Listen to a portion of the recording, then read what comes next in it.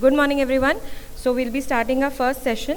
I'd like to call upon Dr. Kajal Prasad Ghosh as a chairperson. Kindly grace the dais. For the panel, I want to call upon Dr. Indraneel Dev sir, Dr. Paramita Sanatani madam, Dr. Sudipta Mitra madam, and Dr. Tanmay Bishwas. Starting our first session, I'd like to introduce the first speaker, Dr. Stuti Sumani Agrawal. She'll be talking on myopia burden. Good morning, everyone. I'd like to thank OSWB, the members and organizers, sponsors, for giving me the opportunity to talk on a global epidemic, myopia. Myopia is a multifactorial condition, the prevalence of which has been increasing since the pandemic. It does have environmental and genetic predispositions, but post-pandemic, due to the increased screen time, near activity, and decreased outdoor exposure, we are seeing a surge. Amongst the Asian population, we have a prevalence rate of about 5 to 10%, which is less than the white population. Standardized protocol is to define myopic individuals as those with refractive error more than minus 0.5 diopter sphere, and high myopic individuals as those with more than 5 diopter sphere. Now, in the year 2000, it was estimated that about 22% of the world population is myopic and 2% of the world population is high myopic. Thereafter, there has been a dramatic increase in myopia and high myopia in the school-going age group in the last few decades. And WHO has estimated that by the year 2050, we look at about 50% of the population being myopic and 10% of the population being high myopes.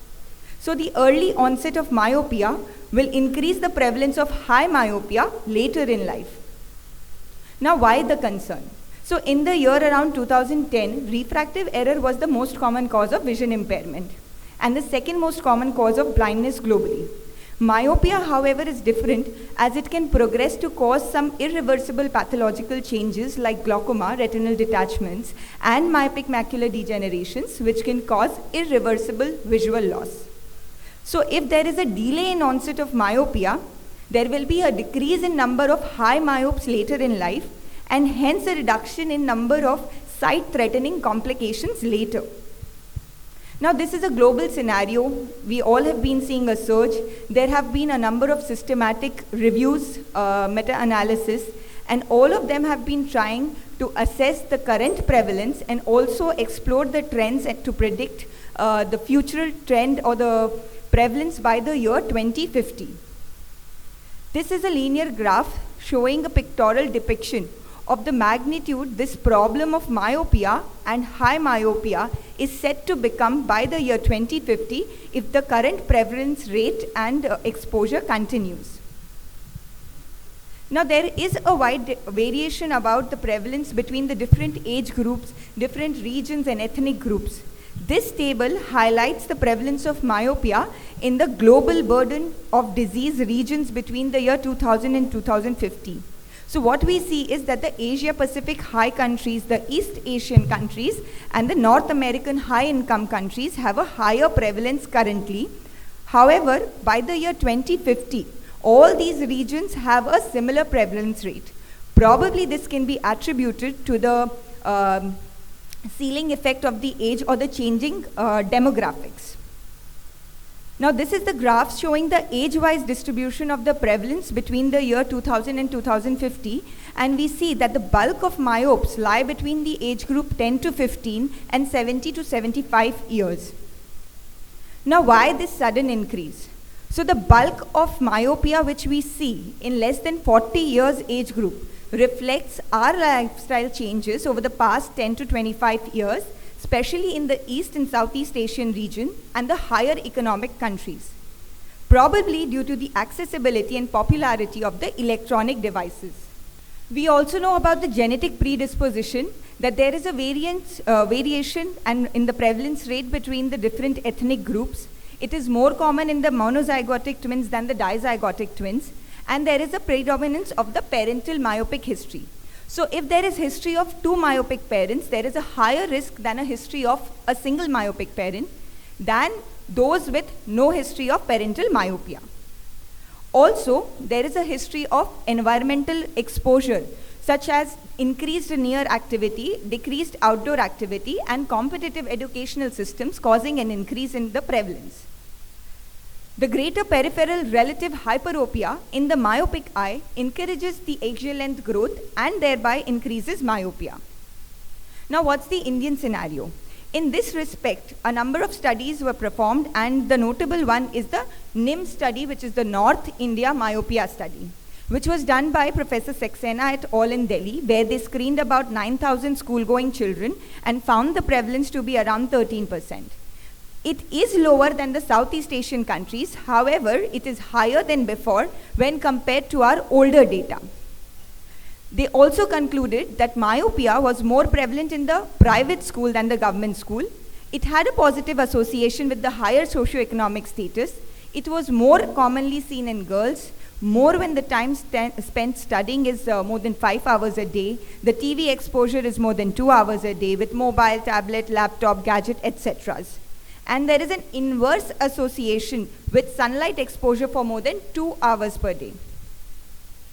Another study done in the southern part of our country is the STEM study by Dr. Meenakshi Swaminathan in Shankara Netralaya, where she screened 14,000 children in Tamil Nadu and found the myopia prevalence to be around 17.5%, high myopia 0.5%, more commonly in the older age group, more in the urban population, and there was no gender predisposition seen by them. Similar studies have been done all across the country, and everybody has seen an increasing trend. This directly reflects the increase in academic activity and gadget use amongst the children. But India being a large country, we have geographic variations, different lifestyles and habits. So result of one may not be directly extrapolated to other regions. However, we all do agree that there has been an increase in myopia. So with all the time trends, what is happening is we are definitely expecting that there is going to be a surge in myopia, and we are looking forward to the epidemic of myopia in the upcoming decades, probably to the tune of the Southeast Asian countries that we have. So if we see this graph, in the 5 to 15 years age group, we are expecting about 4.4% myopes in the year 99. This increased to 20% in the year 2019 and is projected to increase to 30% in 2030 and 40% thereafter to 2040. And by the year 2050, we expect about 48 to 50% of our school-going children to be myopes. Now, with this increasing early onset, continuing progression, later on in life, we are expecting an entire generation across all age to be affected with myopia to the prevalence rate of about 10% in the year 2050. Now, over the past 4 decades, if we see the school-going age group in the rural and the urban cities of our country, we found that urban school-going children have a higher prevalence rate. However, if we compare, the rural children had about 4.6% over the last 2 decades, which has increased to 6.8% in the year about 2009 to 2019. This gives a highlight about the changing rural environment, the exposure, the urbanization, the online activities which have crept into our rural system as well. Now, what's the way forward? Parents, teachers and ophthalmologists along with policymakers need to come together to increase the awareness and introduce lifestyle modifications such that there is a delay in onset of myopia, which will cause a decrease in the prevalence of high myopia later. This is important to save the upcoming generation from myopia, high myopia related irreversible sight-threatening challenges. Thank you. Thank you, Dr. Stuti. I'd like to call upon Dr. Anuradha Chandra Madam to introduce Dr. Sumita Agarkar Ma'am. Hello, good morning everybody. Dr. Sumita Agarkar Ma'am doesn't need any introduction. She is one of the famous pediatric ophthalmologists. She is currently the Deputy Director of Pediatric Ophthalmology in Chennai.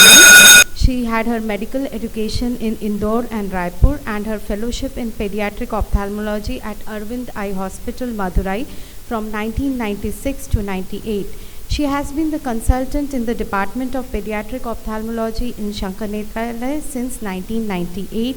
She is the Joint Secretary of SPOCI from 2021. She has 43 publications, 8 book chapters in peer-reviewed journals and multiple publications in different journals. I would request ma'am to please take on the stage. Good morning. First of all, thank you to Dr. Love and Ophthalmic Society of West Bengal for inviting me for this. I'm touched by the hospitality and care taken for me. Challenges are immense, but so are the rewards.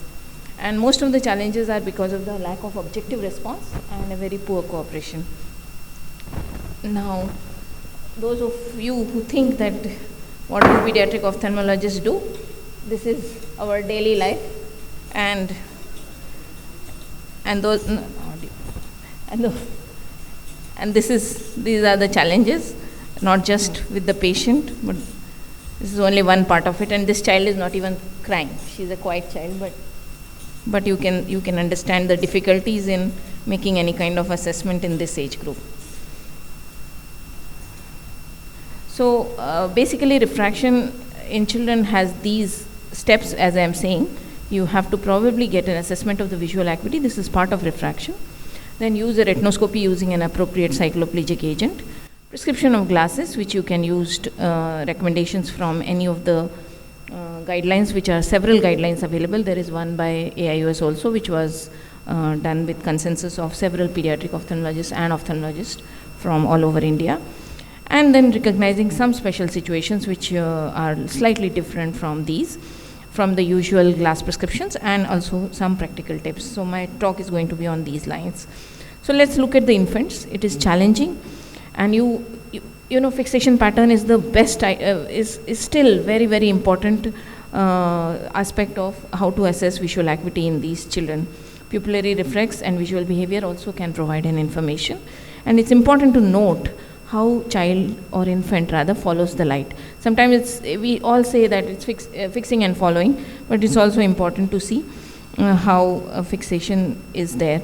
So in the first video, you can see this child has relatively okay vision, and you see when she follows, she uses only her eyes and not really thing. Compared to this child here, you can see the entire head is turning to see the light. So you know this is a visual behavior of a very, very impaired child. He is also fixing light, but there is a whole lot of difference between child 1 and child 2, and it's important to note that when you are dealing with very young children. Again, as I said, central study and maintained fixation, free alternation always suggests good and equal vision, and it is still very, very specific and very sensitive test to see if there is any visual preference. And fixation preference and resistance to the concluding eye almost always indicates poor vision. And of course, in some special situations, you may have to use some technology in terms of visually evoked responses. So this is a small video where you can see this child doesn't really object to covering the left eye, but but his visual behavior changes when you actually are trying to cover the right eye, and that also almost always indicates that his vision is not that good in the right eye. Now, in slightly older children or in cooperative children, you can use preferential fixation charts like Taylor's and visual acuity, and subjective visual assessment is preferred over VEP in these cases wherever it is possible. In older children, of course, we can use Lee symbols or CARDEF, or even older children, you can use a Snellen's chart. So this is one way of looking at a preferential looking, based on the premise that child is going to look at a patterned object more than a plane. So there is a peephole in between. Test is done at 50 centimeters, and observer is behind that card, and through the peephole you can see where the child is looking. And you constantly change, and depending on the grating, you can get a small some kind of quantitative visual assessment also in these with Taylor's acuity card, the one my optometrist Tara is using here. Now, very slightly impaired children, you can use a Lear paddles, which is again at 50 centimeters, and you look at the baby's response in where it is again, depending on the size of gratings, you can get a qualitative as well as a little bit of a qualitative assessment also on visual acuity. Again, you have to, by the test itself, you can see child's cooperation, attention, and at what stage of the day in his day he is there. It can change, and sometimes variability in response can be because child is sleepy, or not up to it, or just not in a mood to listen. So so these have their own limitations, even though they do provide some assessment. Now, in terms of refraction in infants, what are we looking? We are only looking at these child. We are not really going to refine the cylinder to the last 0.5 diopter cylinder in these children. So it's basically a very quick scoping. When you do retinoscopy in infants, it is just a quick scoping to see if the child has media opacities, if it is very high minus, very high plus, and that's all. In an infant, you don't really need to give +2, +3. You are really not worried about whether child has +2 or +3. But I want to pick up +8 and I want to pick up -10. So the quality of glow is what is very important. Dilatation definitely helps. And brightness of reflex, as I said, dull glow, not always media opacities. Just put a +10 and a -10 and see. Sometimes you will immediately get a response. You will immediately see what is the problem there. Sometimes we all say unable to refract because we haven't put enough high plus or enough high minus in these children. So it's very important to do this if you are not getting a glow, to put a +10 as well as -10 quickly in quick response to do it. And again, in infants, there are very clear prescription guidelines available to decide if this child needs glasses or not. And it's important in these children, especially I'm talking about infants here, to guide the parents on frames. Like the frames have to have a little bigger clip here, flexible frames, fitting well. All those are also important factors in as a part of your job as a refraction. Now, in slightly older children, auto-ref is not recommended. It almost always tends to overestimate myopia, and even with cycloplegic, probably manual is slightly better. But probably in older children, you can use it with a cycloplegic as a cycloplegic refraction. So these are the whole armamentarium of cycloplegics. I need not go into detail. They are all available. Please be aware of these side effects, especially for cyclopentolate on the first column and for atropine on the second column. We are all aware of these. And these are slightly relative contraindications to use if you are planning to use a cyclopentolate. In the history of seizures or any CNS disorders, Down syndrome, and premature children or a very young infant, probably it's safer to use a homatropine rather than cyclopentolate or atropine. So what are the tips during retinoscopy? Don't put drops yourself. Ask your staff to put it. Establish rapport with the child and do very quickly whatever it is. As I said, quick scoping is very important, and that you can do it at a near also.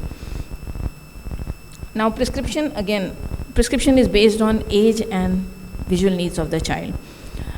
We should also consider if this refractive error is going to have any effect on strabismus, if child has any.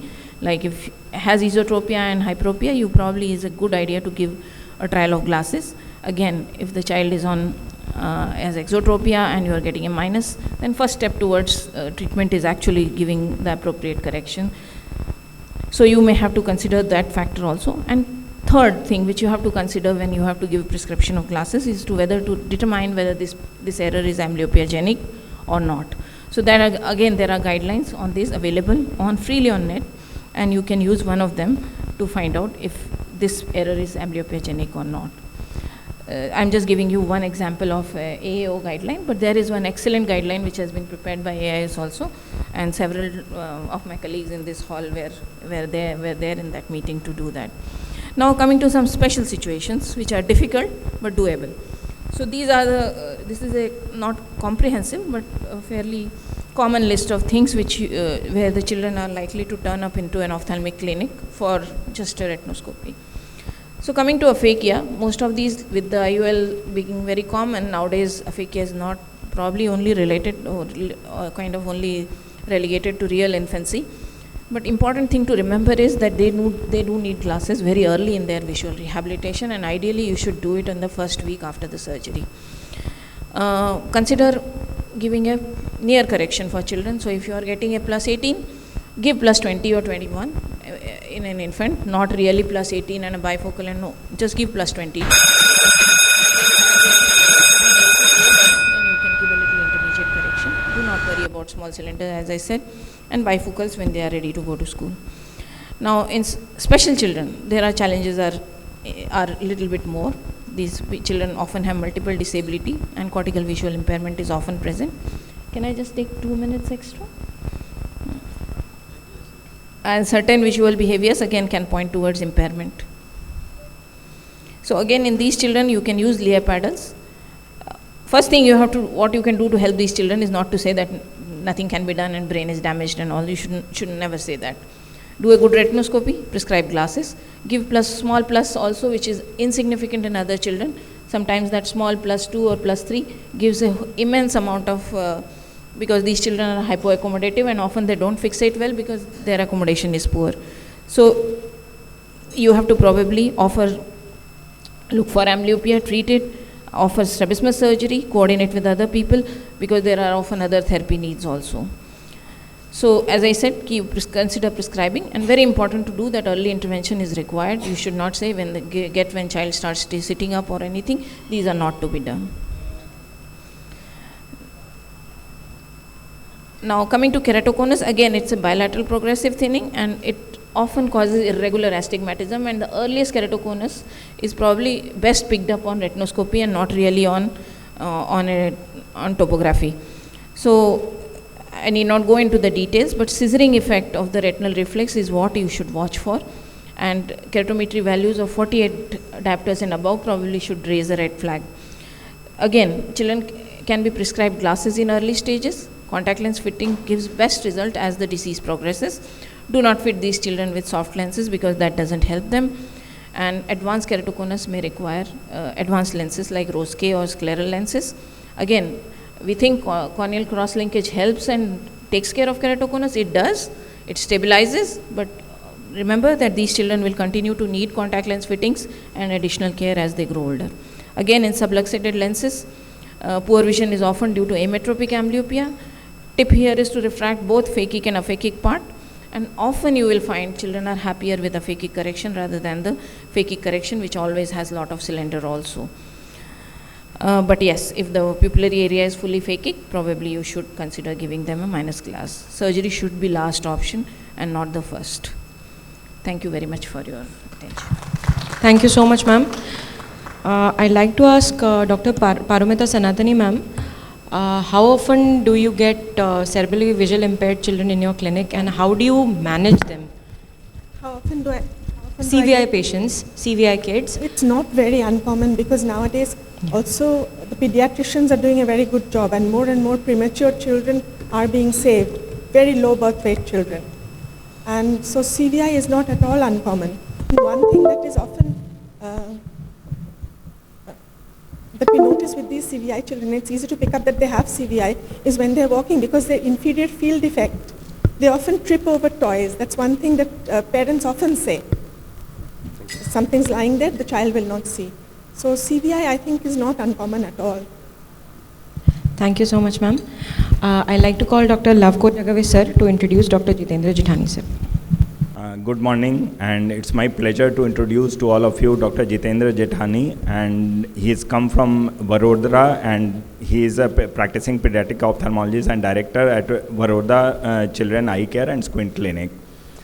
He has done his post-graduation from BJ Medical College, Ahmedabad, fellowship from Arvind Eye Hospital.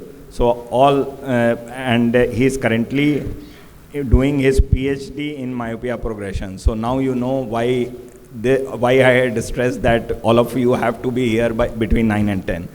And he has almost 64 peer-reviewed publications and more than 200 presentations. So over to you, Dr. Jitendra. Thank you so much for coming. Thank you so much for the invite, Dr. Love, and I really thank Ophthalmic Society of West Bengal to give me the opportunity to present on these things which are not commonly discussed or commonly seen. Some of these things have come up in few past years. So before we move on to the peripheral refraction and how it is important, let us start with the story of a young boy. The child came to us in 2021 March. Right eye was having 1.25, left eye with 1.5. This was post-COVID. All of us typically had huge number of patients who had suddenly become myopes. They presented in the clinic, and we did our normal myopia control workup. We did the axial length, we did K reading, and we told the parents that this is primarily because of near work, as Dr. Stuti had just shown her slides, that it is basically about the near work, indoor timing, and probably parental myopia. So we asked them to do some environmental modifications, and normally we call them again after 3 months, not typically after 6 months, because we feel that this particular patient is going to progress. So we typically ask them to come back after 3 months. This was in March, and so normally, as it happens in most of our ophthalmology clinics, that either the glass is broken or they are not able to see, only then they will come back. They will not come back to you after 3 months. So the patient came back in September. Again, we started them on low concentration atropine, came back in January, came back in July. Atropine was not working, and that is where we thought that let us do a peripheral refraction. Now we typically do not have a open field autorefractor. We will see to it. What were we missing here? Probably we were missing peripheral refraction. I'm not sure that this was the only thing, but probably we were missing this. And how has all this peripheral refraction came into myopia practice? So my peripheral refraction is not a new concept. Peripheral refraction is actually way back in 50s. It was described that peripheral refraction can have some influence on growth of eyeball and all those theories. There's a good article which was published in 2008. I'm not showing that, but it showed that whether you turn your face or you move your eyes, either ways the peripheral refraction remains same. It doesn't change. Now that was a brief on peripheral refraction. Most of our thought process, most of the lenses which have now come in the market from Hoya, Essilor, Zeiss, and most of these are based on these particular work by Earl Smith III, which was published in 2007, where they tried to show that it is basically the peripheral retina which is responsible for the growth of eyeball, and not really the fovea. So most of us actually want to believe, most of us actually have read.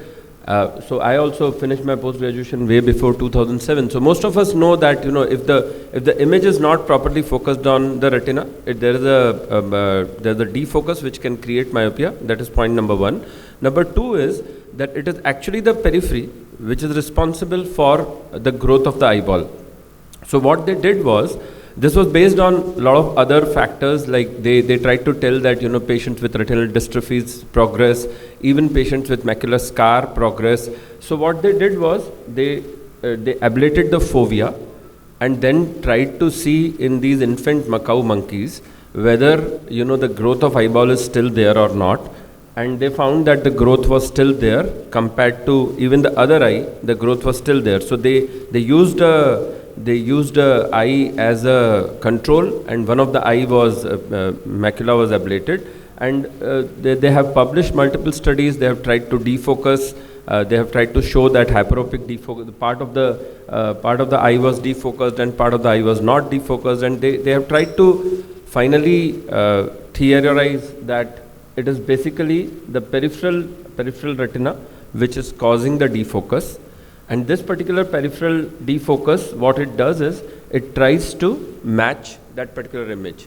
What I'm trying to show on the lower, on this particular here,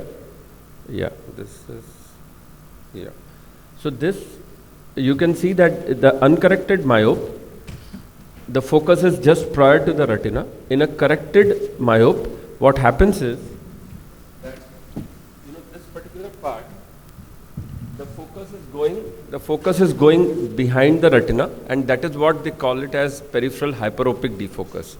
Whereas typically the focus should be on the retina, because the posterior part of the posterior curvature or the contour of the eyeball is such that if there is a peripheral hyperopic defocus, the eye tries to match that particular area and tries to go.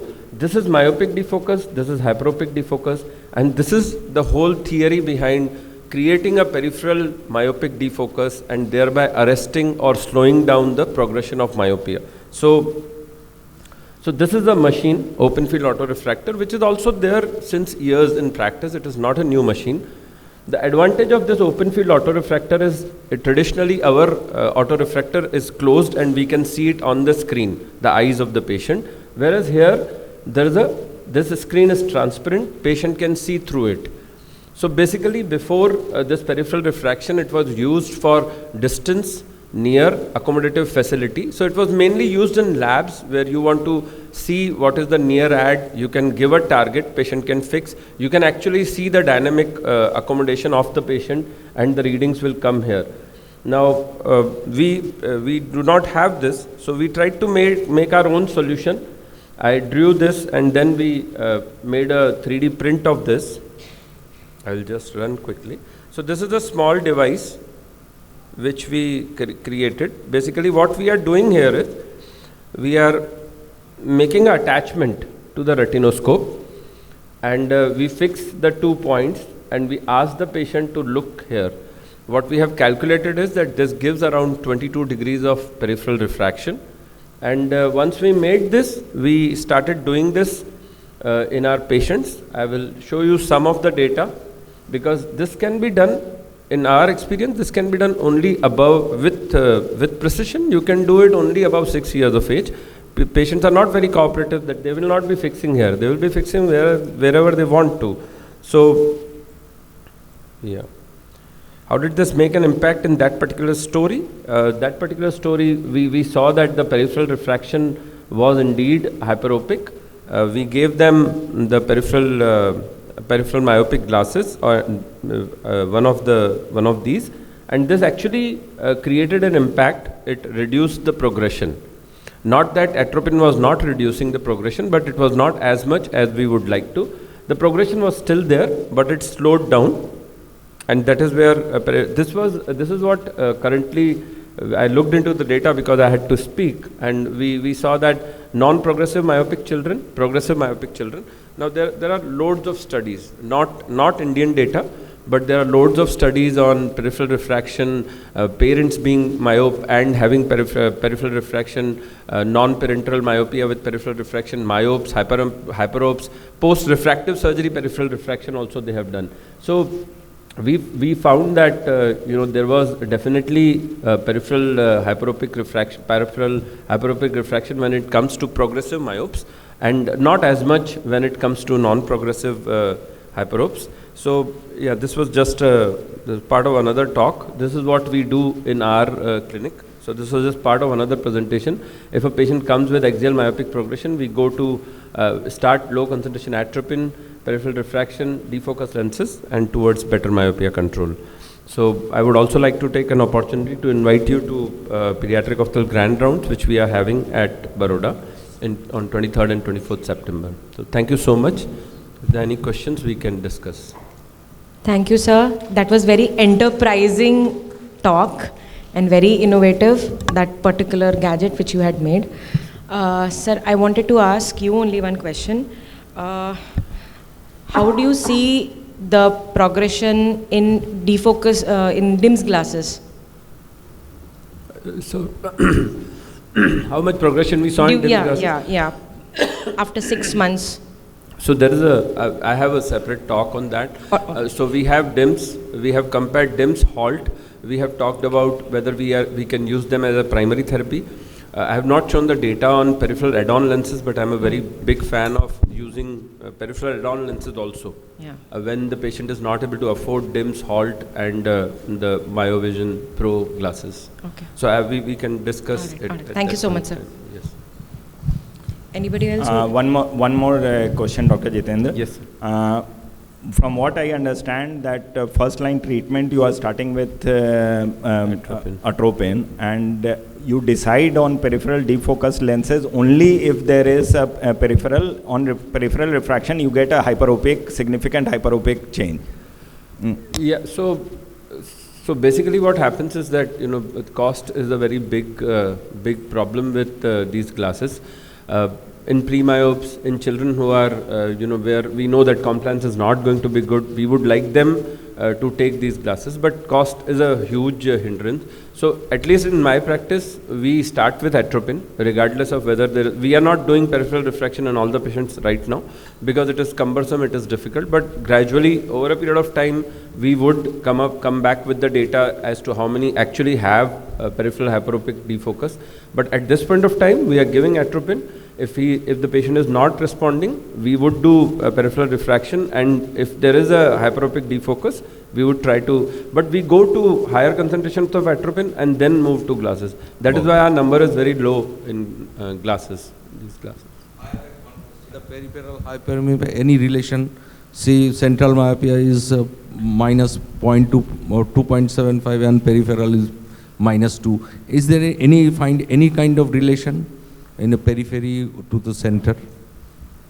So the question is that if there is a central myopia, whether peripheral hyperopia has a relation. Yeah. So if the patient has central myopia, if there is a peripheral hyperopia, Yeah. then there is more likely that these patients will progress.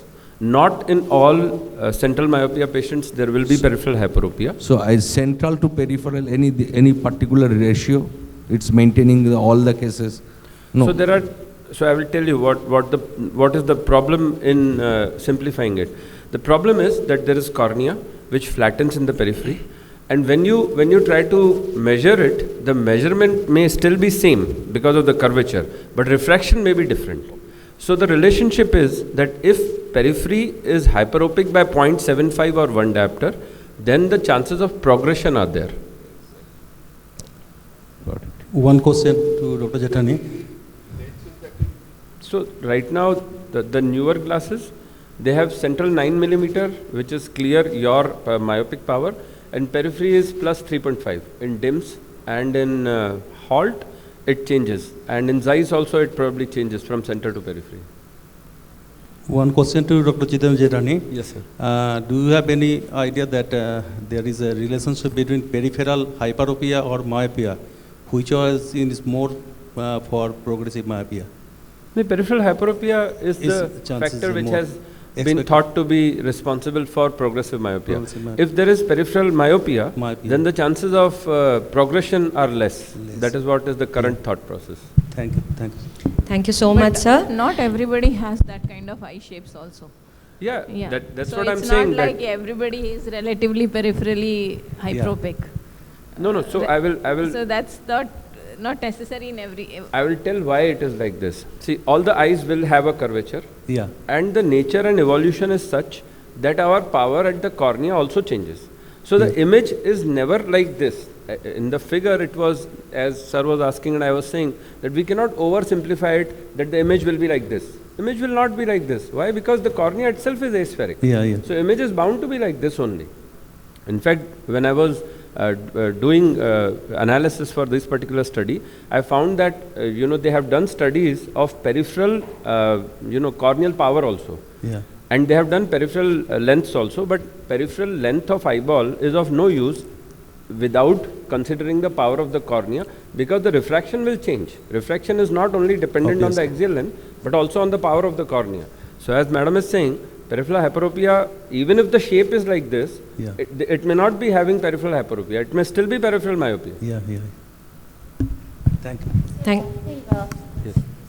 So there is a baseline for that. If your progression is more than 0.5 diopter in a year, and axial progression is more than 0.2 millimeters above 9 years of age, and 0.3 millimeters above less than 9 years of age, you will go for a myopia control therapy.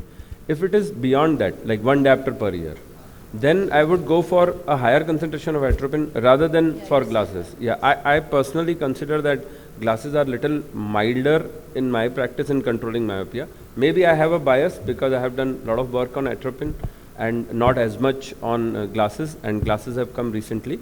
There may be a bias, but at this point of time, I think atropine in my practice works much better. 0.05? 0.05 does not cause glare. If we go beyond that, if we go beyond 0.05, it does cause glare. Yeah, it is not commercially available.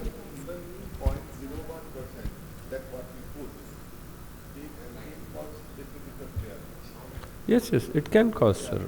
The point is that whether it is hindering the normal lifestyle of the child or not. If it is, then we have to think of other measures like glasses and like other things. But it is hyperopic defocus, no, because it is more myopic. So it will cause a hyperopic defocus rather than a myopic defocus. We want a myopic defocus. Thank you. All right, thank you so much, sir. We'd like to move on to our next topic to be presented by Dr. Love Coach Agave, sir. This is a very interesting part of we did a myopic survey, and it gives a lot of insight in the survey, and almost 350 response. Love? 350? Yes, yeah, 350. 350 response regarding the survey.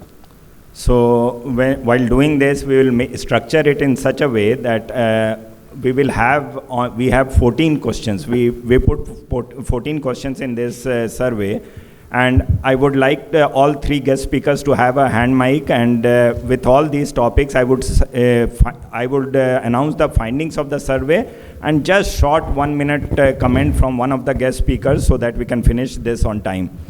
So this aim and methodology of this survey was to standardize treatment protocols for myopia and its progression, and to increase awareness regarding the treatment modalities available.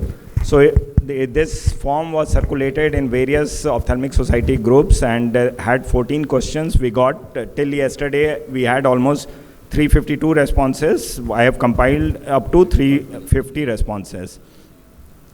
So let us go to question 1. And what is the age when you advise the first eye checkup, especially for non-ROP? We know that premature children have to be tested first.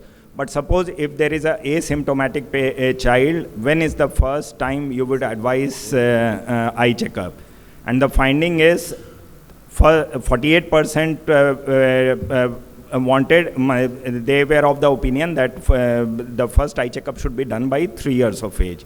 And second category was 1 year, which was almost 27%. So around 75% is between 1 to 3 years. Dr. Sumita Agarkar, I would like your opinion regarding this. What is the age for first eye checkup? What would you suggest for asymptomatic children? I think asymptomatic children without any family history of myopia, probably 3 years before starting school. But yes, if there are any risk factors like parents are myopic or sibling is myopic, or there is, even if not really retinopathy of prematurity, but if they are premature, then earlier. Then, or parents notice something odd, definitely. Earlier. Okay. But so otherwise, I think before you put them in preschool, you should have a screen. Yes. So more or less, this goes in line with the thought that by 3 years, all children should have their first eye checkup. Next comes, in infants, you prescribe spectacles if myopia is more than. Now, by infants, I mean less than 1 year.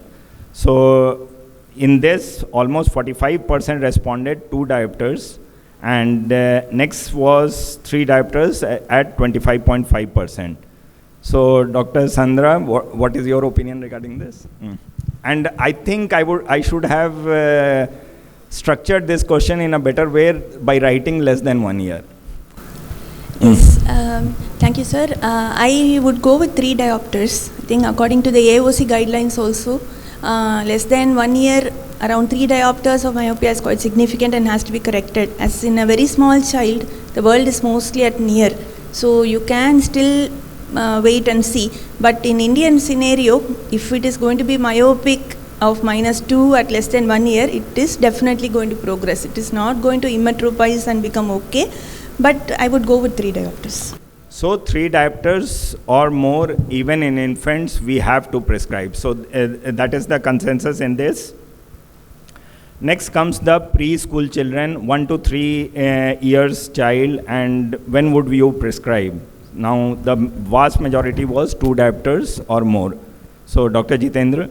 Yeah, I think when the child is going to school, preschool means if he is going to preschools like in those before school you have those schools, no, where you have go. If he is going, then maybe 2 diopters is prudent to prescribe. So here also the practice trend is consistent with what experts feel. Now for school-going children, which is 3 years or more, alphabet trained, and they have started formal education, and what is the criteria in this? And about 57% felt that 1 diopter or more we should prescribe. Dr. Sumita? I think consensus definition by definition myopia is anything more than 0.5. Yes. And school-going children probably 0.5 is all right. That is what also I also. That's one thing, but a lot of times children don't wear if you give it at 0.5. So probably one diopter is where they will actually feel the pinch of not seeing well. Probably one diopter. So I think I'll go with the crowd. Okay, so next comes, what is the minimum age you prescribe 0.01 atropine drops for myopia progression? And in this, there is a tie between 6 and 5 years. So almost 30 equal weightage was given to 5 years and 6 years. I think that is Dr. Jitendra. So my concern always when I am asked this question, what are the minimum ages, that how do you say that patient is progressing?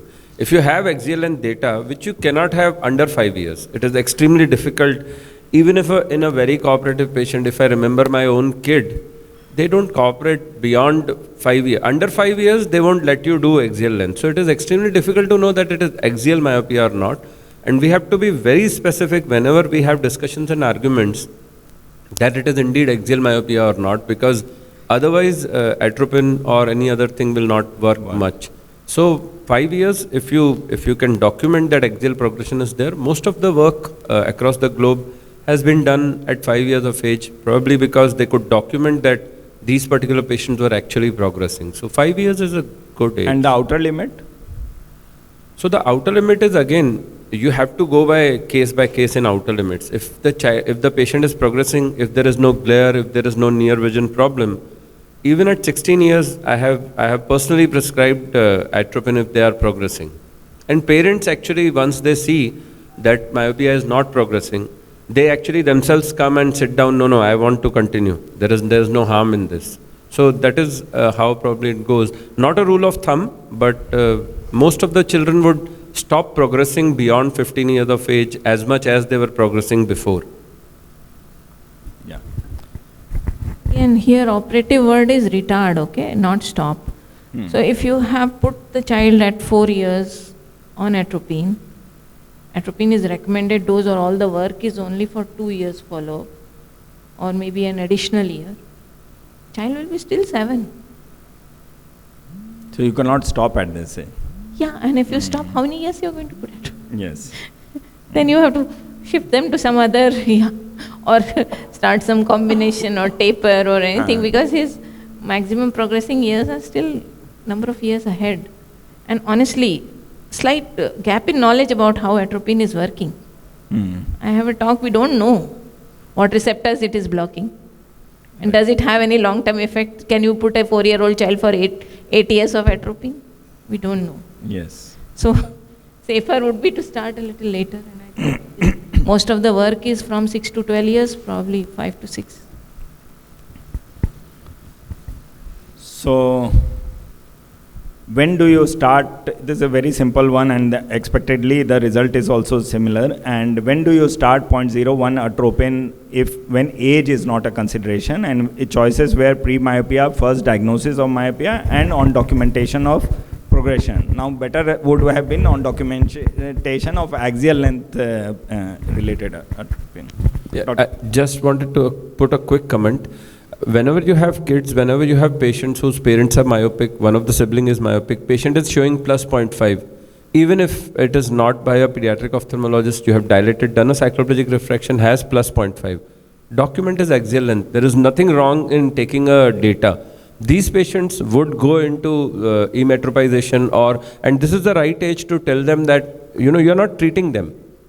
You are just trying to see whether there is any progression of myopia. So reduction of hyperopia is also a progression of myopia, not in the true sense, but from the technical point of view, if the axial elongation is there and patient becomes emetropic, there is a good chance that patient will trip over. Yes. So we have to tell them that they have to do environmental modifications, and it's a pre-myopia is actually the right age where we should try to hold them. What other myopia progression interventions are you aware of? And majority, this is more for creating awareness, and as expected, answer was all of the above. And Dr. Sandra, what will be your order in which you would advise? Sir, we are not, in our center we are not practicing orthokeratology. or multifocal contact lenses. As of now, we are only giving atropine or peripheral defocus lenses. Yeah. So in my practice, I go with the first counseling on environmental and behavior modifications first. I think unless you do that, none of the interventions are going to work. So that will be number one. And after that, it's probably spectacles if the parents are able to afford, or do you use progressive lens? As we have already discussed, majority are not using also. So more or less what we are practicing is consistent with the survey findings. Are you aware of lifestyle changes for myopia progression? This was mainly for general ophthalmologists, and vast majority are correct that less near activity and more outdoor games. What is your first choice of myopia progression? As majority have said, decrease near activity and more outdoor games. So is it correct? Like first we will have to try with this and then introduce to atropine. Do you agree with this? Dr. Sumita? I do not start any intervention unless I document progression. So first choice is always environmental modifications or behavioral modifications, and that sometimes do help. Yes. Do help to increase the outdoor hours and to get them off the gadgets, because there are kids who are coming, parents are saying they both are working and child is on phone for 6 hours. Or he takes grandparents' phone. So I think we downplay we don't talk about it enough. Yes. To the parents. But I think behavioral modifications are very and important. Children are part. introduced to phones right from infancy. As a side thing, like a yoga or taking vitamins. But no, there are enough studies to show that it actually works. There's a good scientific evidence that it works. So my algorithm is pretty simple. Patient comes to you, patient has myopia, tell him that he has to decrease the near activity and more outdoor games, whether he is progressing or not. I just recommend that this you have to do. And then we don't call them after 6 months, we call them after 3 months, just to see what is going on. Sometimes what happens is, like in occlusion also, if you keep calling them, they keep occluding the eye. Yes. If you leave them, they feel ki you had called, you were very trivial about it, so they are more trivial about it because they have to put an effort to do this. So the patient comes, he is myopic or she is myopic, we tell them to decrease the near activities completely and increase the outdoor activities. Call them again after 3 months. If there's a progression, we sit and talk again. Maybe if the progression is very fast, as madam asked that what is the quantum of progression, if the progression is very quick, we may go to atropine. Sometimes we do, when the patient has come for the first time and we have done a home atropine refraction, we may do an atropine refraction thinking that we have not missed out, because it is not possible that the power may increase by 0.75 in 3 months. Yeah. So sometimes we do that also, but otherwise in the order which you have written, first is of course decreased near activity and more outdoor games. Thank you. So, do you take axial length measurement for children before starting 0.01% atropine? It is quite obvious from the discussions we have had till now that yes, it has to be taken. So here the response was almost 50-50. It has to go overwhelming in a majority in terms of measuring axial length whenever myopia is diagnosed. And anyway, this is one of the easiest things to do, because everybody Yes. has a biometer. Even if there is no refraction, biometer is definitely there. Now this, Dr. Sumita, you have to explain to the audience that do you check lag of accommodation before offering treatment for myopia progression? First you have to explain how it has to be checked and why. So, lag of accommodation we do check in terms of what we call as a MEM method, or mean estimation of, monocular estimation of myopia. Not myopia, it's something else. So MEM method, for that basically you are looking if your eye has a little progression. If it is 0.5 to consider is normal, means you are accommodating less for the amount of distance what you are putting. But if it is a little bit more, 0.75 and more, that means child is accommodating more for the same amount of this. So only importance of this is, And we also check for esophoria for near, because they both go almost simultaneously. Increased lag of accommodation and esophoria often are, they may not be tropic, but they may have esophoria for near. So those children are probably better suited for your progressive glasses, or they may be benefiting with those who have increased lag of accommodation or esophoria for near.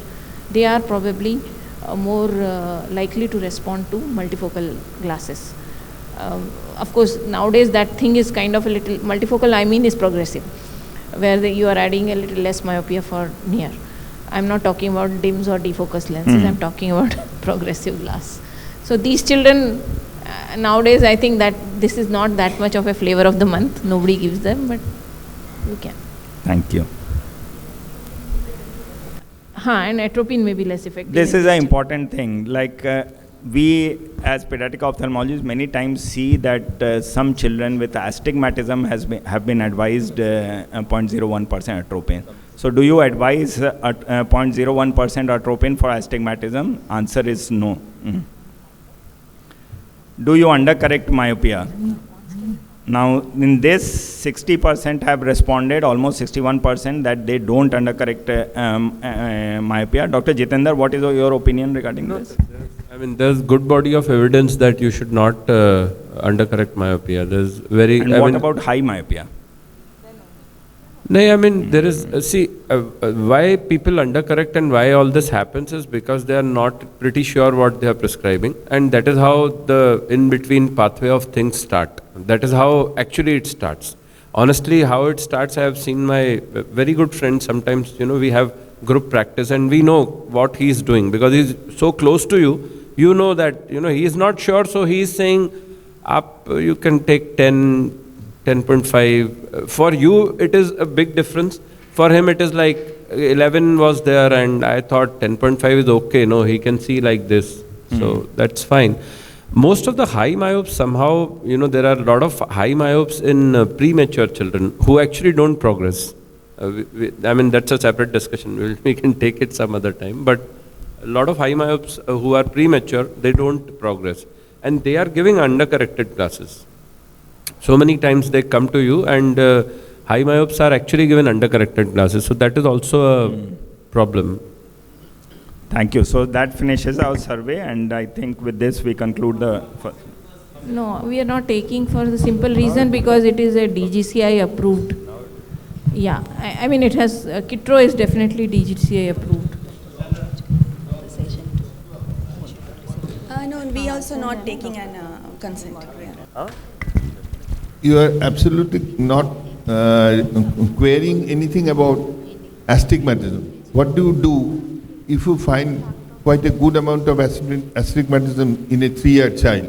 Because the question of myopia is more with astigmatism than simple myopia, isn't it? Astigmatism should be fully corrected. Yes, yes. At any time. There is no point in giving, if the child is having -4 astigmatism, give -4 diopter. There is no role of atropine, defocus glasses or anything for astigmatism. You have to only give glasses. And they do well with glasses. Avoid atropine. Avoid atropine.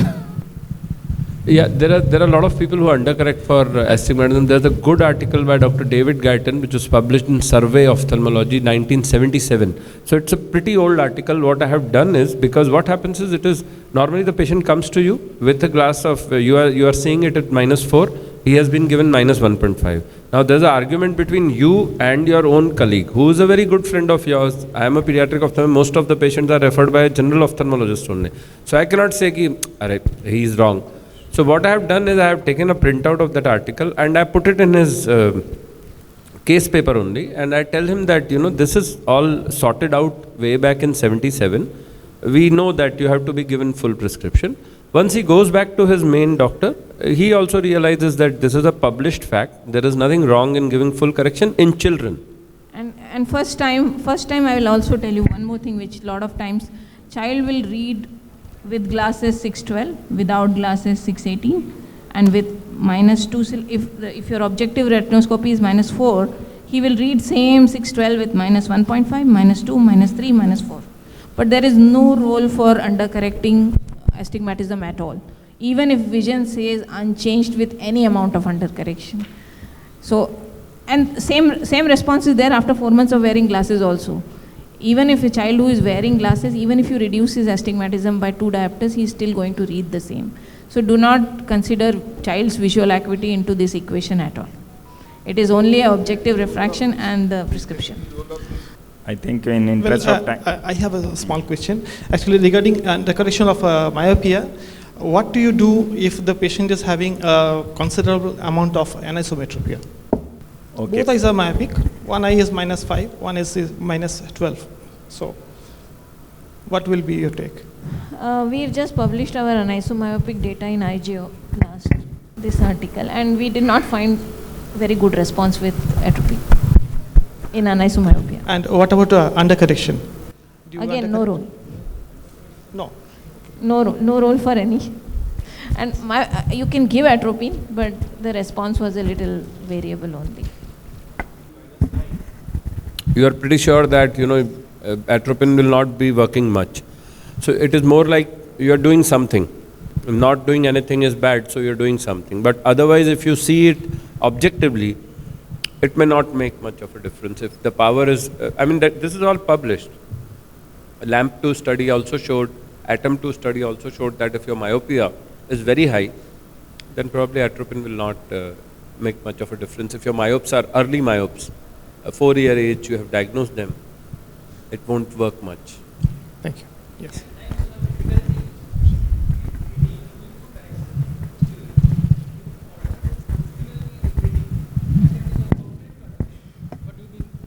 Such situations. No, I don't understand. See, if you give full correction, then the child may have difficulty in reading. Yes, with very high myopes that can happen because of the minification of the image which you are initially, but they get adapted to it, and their reading distance may come down a little bit, but you have to reassure the parents. But Because even in children, they find little difficulty in reading, and the parents are concerned, yeah, he was reading well, and now you are giving glasses, he cannot read, so you are compelled to undercorrect. The myopic reading which we are getting is not the true myopia, and we are actually seeing little bit of accommodation in that, because children have very good accommodative strength, and sometimes we tend to overcorrect, even after using cycloplegic refraction. I think we should now wind up this I'd like session. to call Dr. Sumita Agarkar, Dr. Jethani sir, and Stuti for group photo, please, on the dais.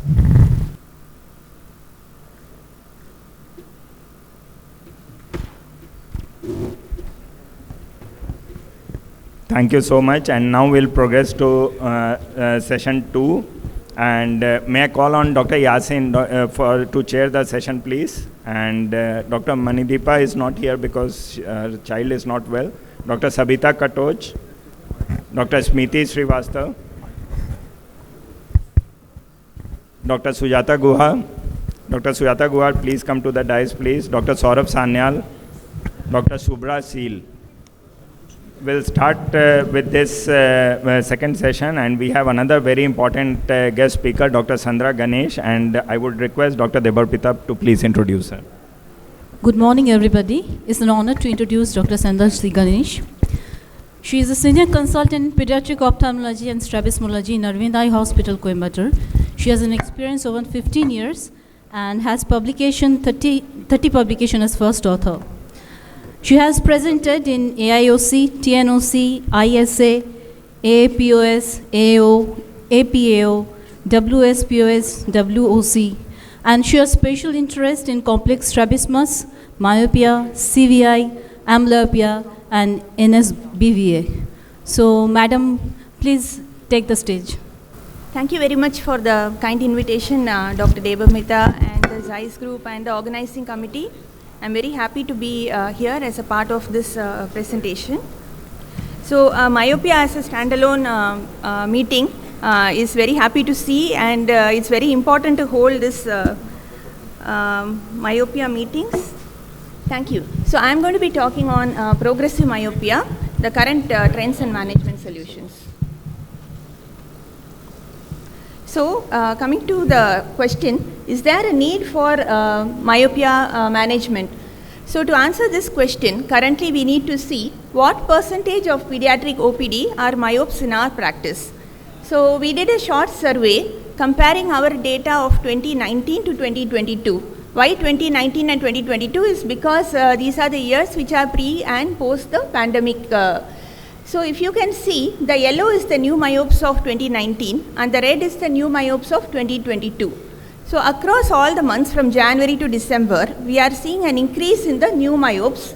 And also if you look at the prediction of myopia for 2050 in India, it is around 30% by 2030, 40% by 2040 and around 50% by 2050. That is 1 in 2 people are going to be myopic. And the important thing to remember is that when you have some control measures in place, the prevalence may actually drop down to 32%. So we need to stop being myopic about myopia management. And hence with this, when we were seeing such a large number of myopia in our practice and being a high volume center, we thought that we need to have an exclusive clinic or a space where we can concentrate and do the best for these children. And the ZEISS group came forward at that point of time, and we are thankful to them for having set up the myopia clinic last year in July. And the longer we need to start now, we should not keep our eyes averted from this growing pandemic. And we should not look back and see that, you know, like a couple of years back, there is a sick small child and who has progressed now. We need not look at that situation. And also, in future, the standard of care is going to change such that all children with progressive myopia is going to be offered myopia control treatment. So that is going to be the standard of practice. Even now it is like that, and definitely in a couple of years it's going to be like that. So why is it so important? Because every diopter matters. So every diopter matters, as the risk for visual complications of myopia and also the blinding complications are more with each the degree of axial length, the refractive error and the age of the child. So we are looking at serious complications like myopia maculopathy, 57% increased risk with each diopter change, and 20% increased incidence of open angle glaucoma, posterior subcapsular cataract, retinal detachment. So all these is going to increase as the myopia is going to progress. So what should we do? We have to, firstly, we have to update our knowledge, because this is a very upcoming field and there is a lot of advancements which is happening even every couple of months. So we need to be very abreast of what's happening and consider every child as myopia, potentially myopic in our population. And we should also look at the pre-myopes. That is, if there is a plus 0.5 diopter cyclorefraction at the age of 6, it is a red flag. And if there is a reduction in hyperopia on subsequent visits, also it's a red flag, and you need to consider these as pre-myopia. So, if you are a pediatric ophthalmologist, then already the patients are coming in. If you are a general ophthalmologist, also you are currently seeing myopia. The incidence is around 10 to 15% of your current OPD, whether it's a small or a big practice, and it's a very good idea to identify the pre-myopes when you are doing the refraction, because there it's going to be preventive. You are going to put the environmental modifications in place, and that will go a long way. In fact, it can prevent or even retard the onset or delay the onset of myopia. So pre-myopia means, as I already said, a refractive change of plus 0.75 to minus 0.5.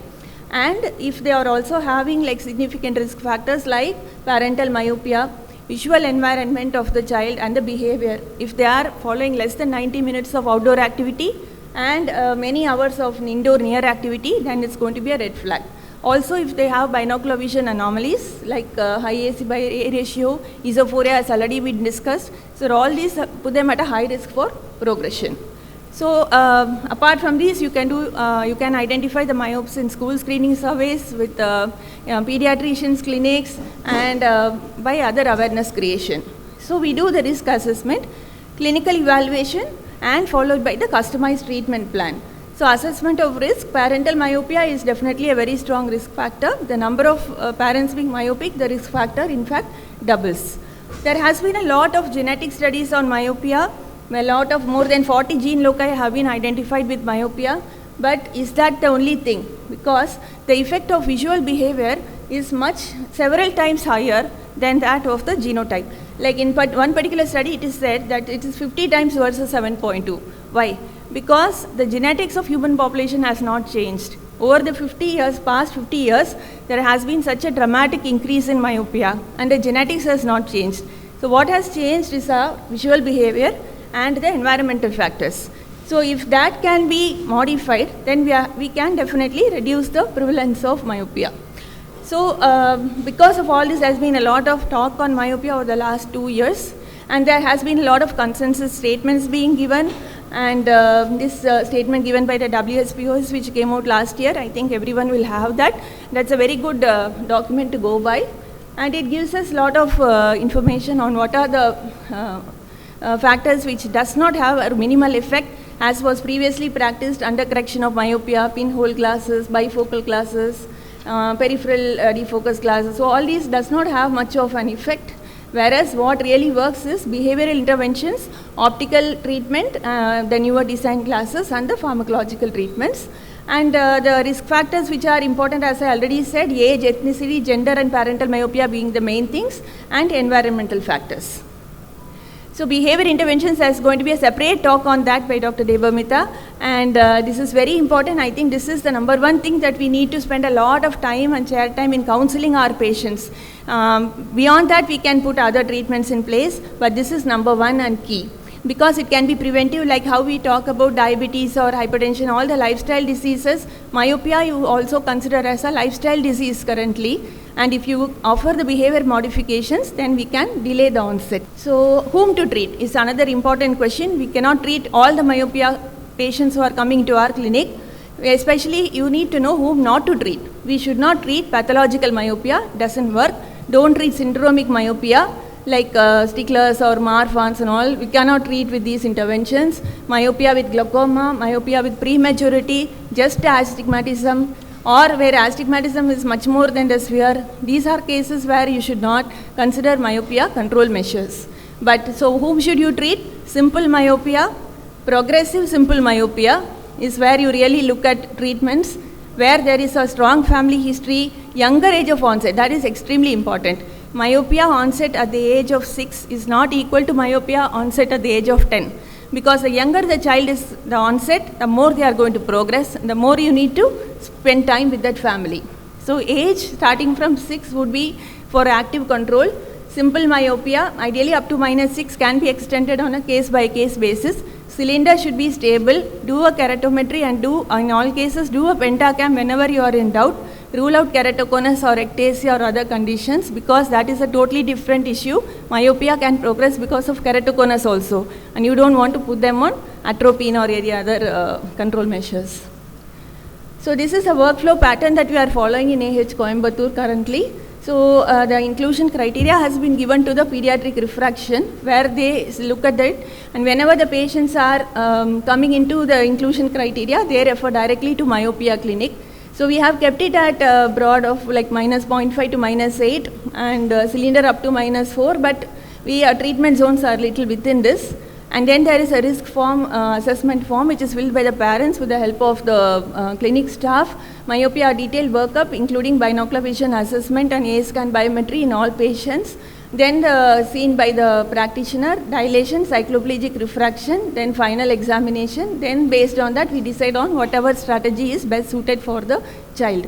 And if it is glasses, frame selection is very important, because centration, IPD, and the PD marking, the center pupil, all these are very important when you are prescribing the glasses.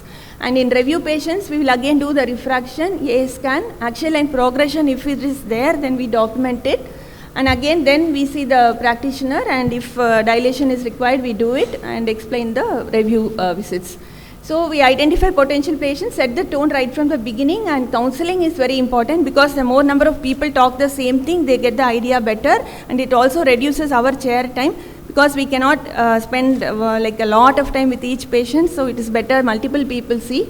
This is the anamnesis form which we developed along with the Zeiss group, and we kind of shortened it right now.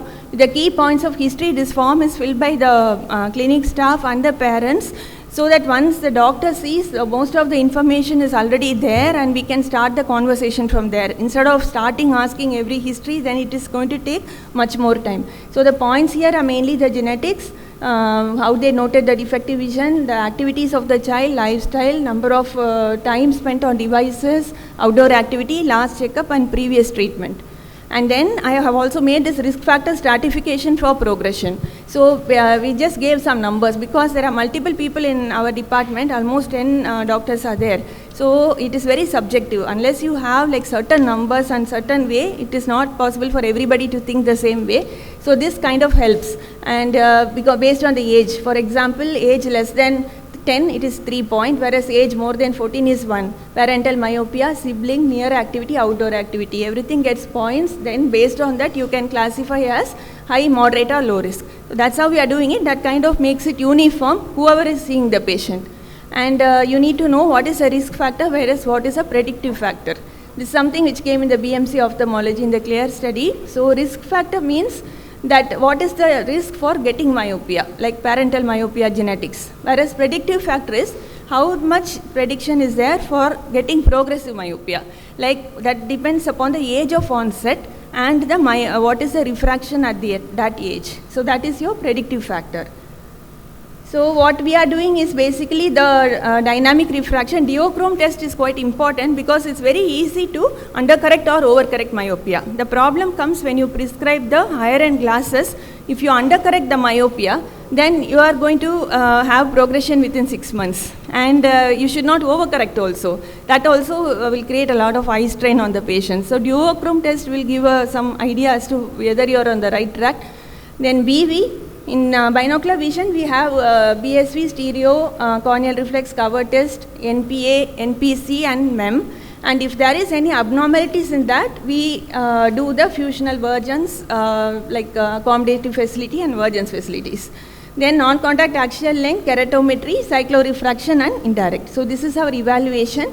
Role of axial length, multiple times it has been told now, it is the most important factor. We definitely have to document for all kids entering our practice and also on follow-ups. And the limits given by the CLEAR study is little less, but we are following 0.3 and 0.15 as Dr. Jetani has said. And the fastest axial length has been documented the year before the onset of myopia in that study actually. The thing is, repeatability of axial length measurements is very high. It's within 10 to 50 microns, whereas repeatability of subjective refraction, even 3 people do refraction, it is little different. So you cannot go by that and rely. Non-contact biometry is we are using the Zeiss 700 IOL Master. Lenstar was there for some time as a demo machine. At that point we were using that, but whatever you use, it is definitely important to have non-contact biometry in your practice. And we were trying to see whether the T-cone can substitute for Pentacam, but it was not really, it was just a screening tool. And the Lenstar gives you such progression charts where if you add certain treatments, what will be the progression? If you just observe with a single vision glass, what is going to be the progression? But the problem is all these charts are not based on Indian data. As of now, all these are based only on Caucasian or Southeast Asian data. So we need to have Indian data in place so that otherwise it just gives us some idea to the practitioner, and it is good to convince patients, but it is not going to give any like scientific basis because it is not on Indian data at all currently. And this is the axial length progression checklist that we are having in Coimbatore. On the review patients when they come, we will note the previous axial length, the current axial length, the difference, and then we divide it by the months of review, and then we will note the rate of progression per month. And then we will see whether it is slow, normal or rapid progression. So this way, I think like it gives us a very good idea. It's in the first chart you see, earlier there was a progression and then we have added low-dose atropine, then the progression has been arrested. Similarly, in the second patient, they were on single vision glasses, progression was more than normal. We have put them on DIMS glasses, and beyond that the progression is within the normal limits. Currently we are not doing peripheral refraction, but we do plan to introduce it in the future and see what are the effects of doing the peripheral refraction. Cyclorefraction, very important. You should do it and prescribe full correction after complete cycloplegia. That is very important to note. And target progression, as already said, 0.5 per year or 0.3 millimeters per year for age less than 9, and more than 9 it is 0.3 per year or 0.15 millimeters per year. So this is your criteria. If it is less than this, you can take it as normal. If it is more than this, you need to put control measures in place. The only thing is the optical interventions are non-invasive. When you start on atropine, especially if you start on a very young age, the number of years that you need to put atropine. Another thing is compliance. What if the patient uses for 3 months and they are going to stop atropine? If you do combination therapy, like if you start on glasses and then you add atropine, patient stops atropine, you don't know whether the glass is not working or the atropine is a rebound effect. So you are going to get a lot of confusions when you do a combination therapy. In our practice, we had a lot of difficulty with compliance. So that is the main thing, especially when you are going to follow it over many years. And long-term safety aspect of atropine may hinder its widespread clinical application, especially the current studies are all only for 2 years plus 1 year. We don't know how long we can use them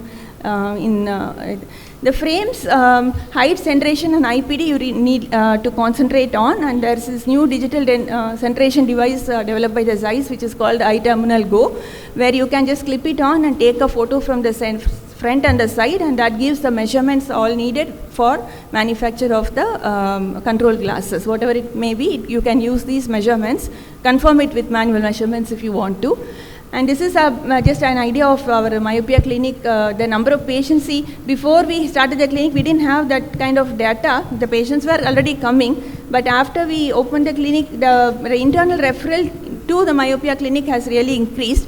The thing is, the patients are now aware. They know what is myopia. Otherwise, before they used to say plus class, minus class, like they were not even aware of the name of the condition, that myopia. So if they don't know the name, when you are going to talk about it in the media, they are not going to recognize that it is what their child is suffering from. You need to educate that child is having myopia first. So when we have a separate clinic, parents are asking, why is it that you have a separate clinic for this? And we have to tell that is the most common disease or lifestyle disease that we are seeing now.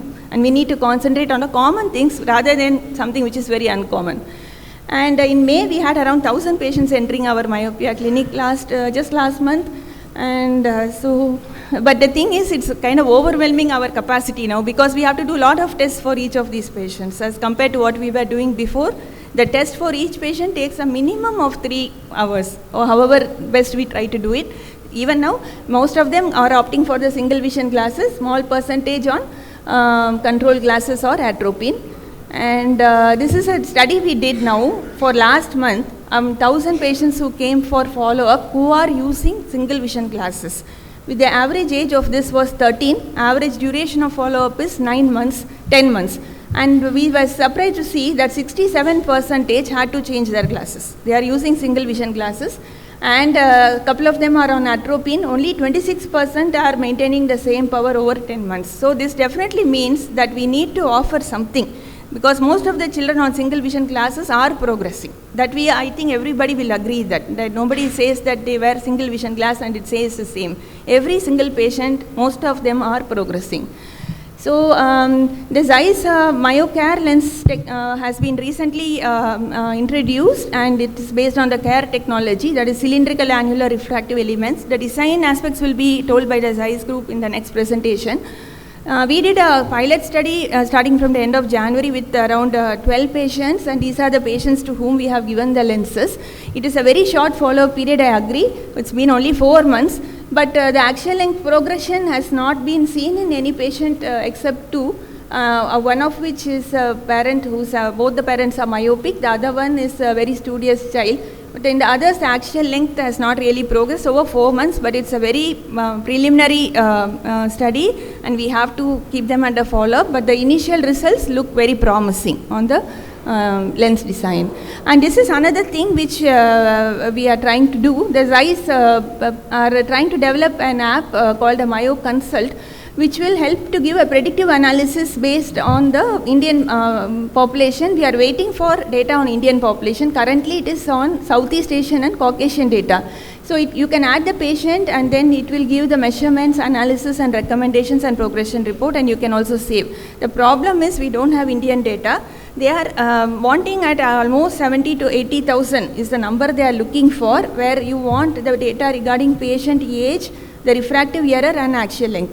So if we can collaborate and give this data to the Zeiss group, they will be able to develop this app with Indian data and release it in India also. So currently we are waiting only because of the number that is required. So another study which came out in the physiological optics, it is interesting whether myopia clinics are going to overwhelm our eye care practices, because the number of visits is going to go up, the number of investigations is going to go up, chair time is going to go up. So you need to give additional training to the workforce to address this issue, and now it is working because many patients are not affording the treatment. If everybody is going to afford, if the industry is going to reduce the price of the lenses to affordable range, then most of the patients, if 50% of the patients are going to afford the treatment, then it is going to overwhelm our practice, and by that time we need to train most of the people to be able to do all the investigations within a short period of time to do justice to myopia practice. And so collaborative approach is definitely needed, and it's not a buy and buy type of model. We have to get the family on the same page, achieve compliance with whatever recommended intervention. I would put environmental on the top.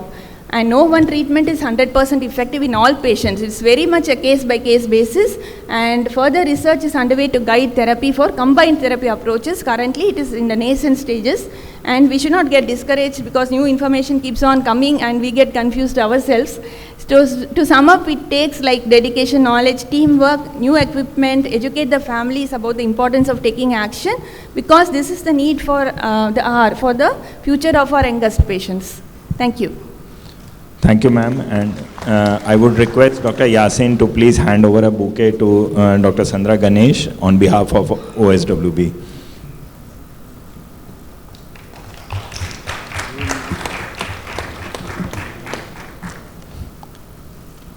Thank you so much. And the next talk is by Dr. Sumita Agarkar, and she would be speaking on pharmacological agents in control of progressive myopia. So I'm going to talk about pharmacological interventions in myopia. So when it comes to the myopia, so this is what we want. So this is the only purpose of thing. We are not really going to stop it from increasing, but I think a lot of people have already projected this some horrible statistics about increase in myopia, but this gives us some idea, and this is where, if India is in Southeast Asia, probably this is where we are heading here. And if you see in 2050, the green line, it is right above 60%. This is of course projections, and things may change, and hopefully with all these new things we should probably. So what are the things, who are the children who actually need intervention? So as I said, documented progression of 0.5 or diopter or more over a period of 1 year, elongation of axial length of 1 millimeter, or maybe put it as 0.2 millimeter or more. Then children who are at risk of progression, like who have a parental history, both parents are myopic, lifestyles and sleep patterns also. So workup in these children, of course, Sandra has told in great detail, so I won't go over it again, but these are the components of a workup in a child who needs myopia intervention. The armamentarium which we have at our disposal at this point is various optical methods, pharmacological agents, and of course orthokeratology and other specialized lenses. So I'm going to focus on pharmacological agents here. So what have been the pharmacological agents which have been used historically are atropine, pirenzepine, oral methylxanthine, 7-methylxanthine, and there is timolol also in this group, but its efficacy was so low I am not including here.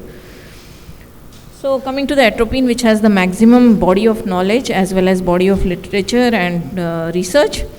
So it's a non-selective anti-muscarinic antagonist, and earlier studies, contrary to our most of us, we think that it all started with atom, but no. Actually, the earliest reported studies were as far back as in 1970s. So how does it act? Again, literally it was initially thought that it was probably due to the effect on accommodation, but now two mechanisms are postulated, that it probably has an effect on dopamine release because of a neurochemical pathway which starts from begins at M1 to M4 receptors in retinal amacrine cells, and atropine binds to acetylcholine receptors, and this facilitates the release of dopamine, which inhibits eye growth. This is one. Second thought is always been whether it has a direct influence on scleral fibroblasts and interfere with scleral modeling, which is associated with progressive myopia. Another theory is probably it has a direct effect on sclera by inhibiting the glycosamine glycan synthesis via a non-muscarinic function. So here a disclaimer is that these are all theories. We really don't have proof that either of these are true. So the same pathways which have been suggested, either a direct activity on fibroblasts or due to the modulation of dopamine release. So what is the evidence that it works? Well, as I said, earlier studies were using 1% atropine. As far back in Bedrosian study was in 71 and Gimbel was in 1973, and they also reported good reduction of myopia compared to the controls. But these studies were non-randomized and evidence-wise a little less pursuing at that time. Now the first two randomized control studies were in 1990s actually, again where they reported a reduction in 60%, but this study suffered because of loss of follow-up of almost 60% of patients were lost to follow-up. So conclusions were, while they reported a good reduction, but conclusions were a little bit doubtful because of a loss of follow-up. Now in another study by Shi et al. Again in 90s, this compared 200 children between this age, and like ATOM 2, they also looked at various percentages of atropine here, and they found the corresponding reduction in myopia was 61, 49 and 42% compared to the control group, which was on 0.5% tropicamide. And of course, then came the ATOM studies and rest is history. So what do we learn from ATOM 1, ATOM 2? Well, this is also again randomized controlled trials with a placebo group, and there were 400 children aged between 6 and 12, myopia of this much. Cylinder was up to 1.5 cylinder was considered acceptable, and ATOM 1 looked at the efficacy of 1% atropine versus placebo, and corresponding change in the spherical equivalent was 0.3 in the group which received 1% atropine and placebo which was 1.2%. So they wanted, but 1% atropine was also associated with fair amount of pupillary dilatation and accommodative issues. So they wanted to look at the efficacy of lower percentages or lower concentrations of atropine, and they did it in ATOM 2, again 400 children over a period of 2 years, looked at the percentages of 0.5, 0.1 and 0.01, and the first ATOM 1 control, which was of no placebo, was used as a historical control in this ATOM 2. So again here corresponding change in the spherical equivalent was 0.3 diopter, 0.4 diopter and 0.5 diopter. So again it was proven that efficiency of atropine is clearly dose dependent, and if you see here, there is hardly any difference between 0.1 and 0.01. See, there was no significant change in the efficacy of 0.4 and 0.5 diopters, considering the percentage went down by another dilution of almost 10 times. The same point was by Yam et al. In the LAMP study. The LAMP 1 also looked at this data, and they did prove that higher the percentage of atropine, it is likely to be more effective as far as myopia control is concerned. Now what else we learned? We also learned that atropine of the effect is more with the higher concentration, but with also will probably rebound is also more if the concentration is higher. So if you are going to use 1%, so whenever you cease the treatment, the rebound of myopia is going to be highest with 1% atropine and lowest for 0.01%. Same goes for pupillary dilatation and accommodative effect.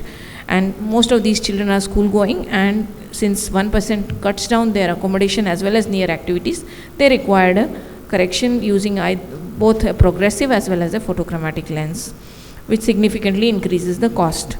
So however, what happens to the axial length with atropine?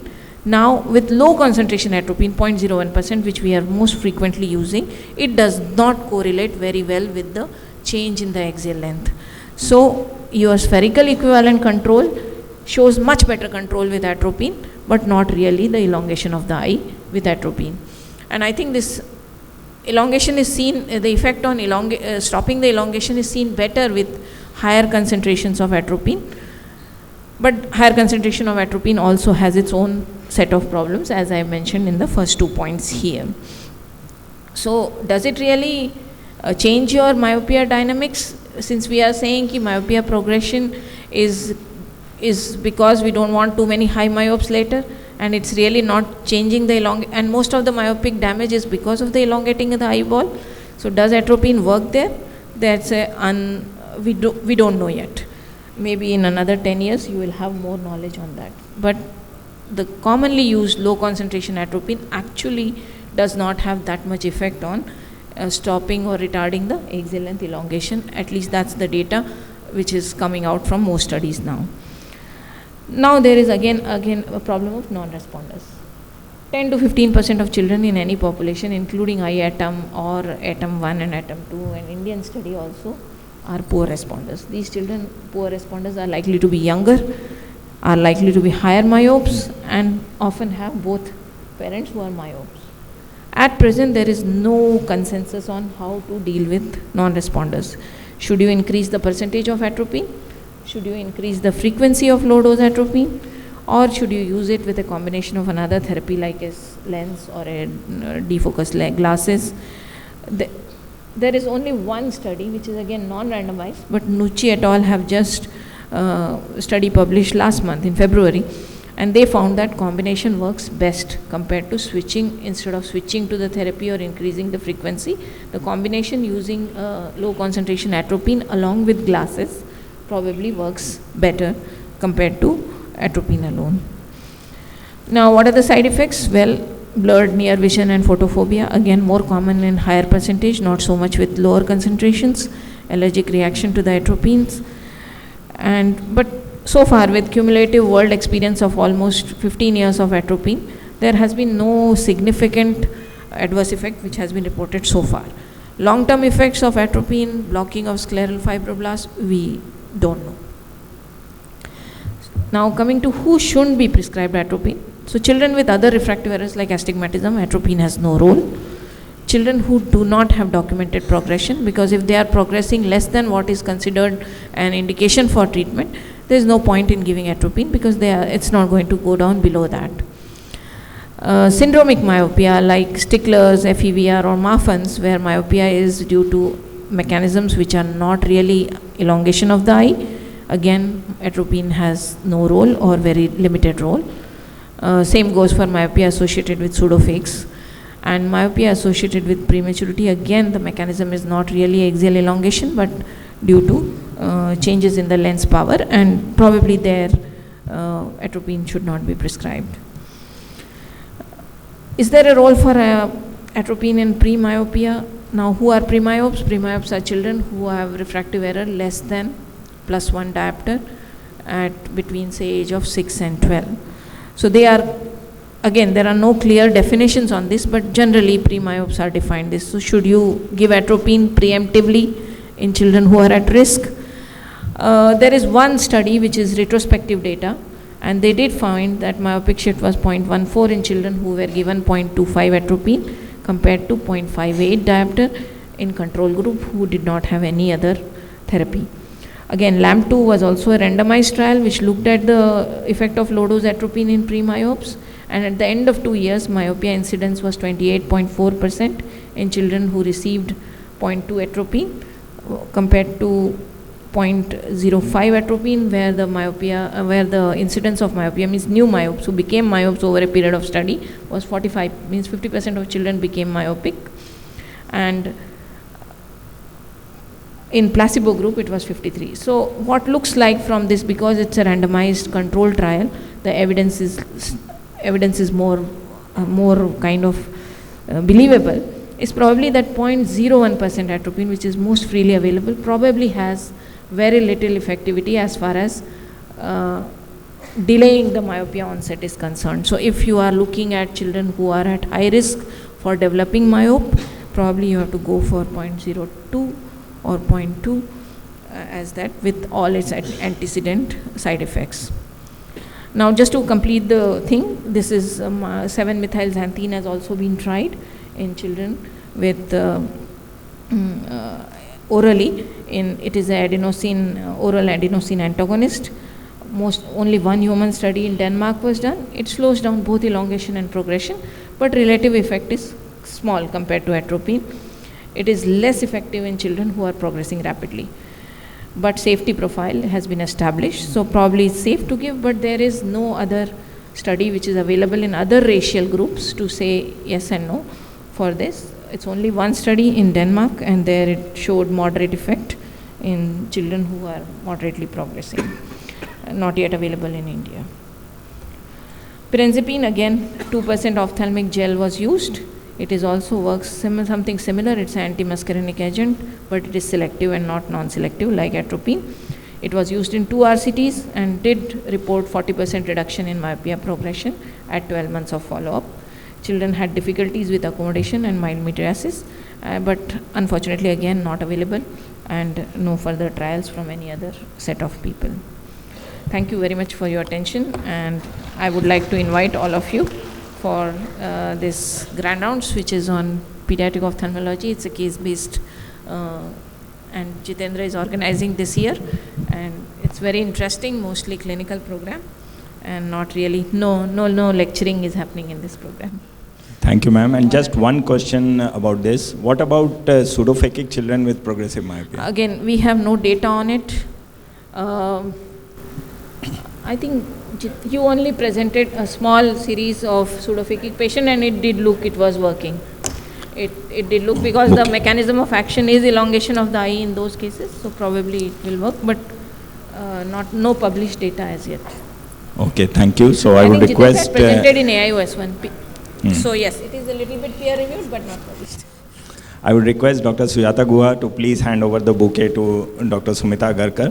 Both of them go very long way, best of friends. Both of them share the same birthday, and both of them are teachers to all of us who have passed out from Shankar Netralaya.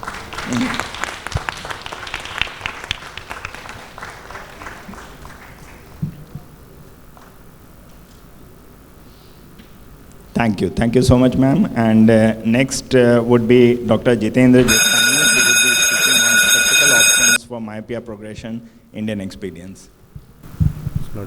Thank you again. Can we show the slides? Should I take the computer there?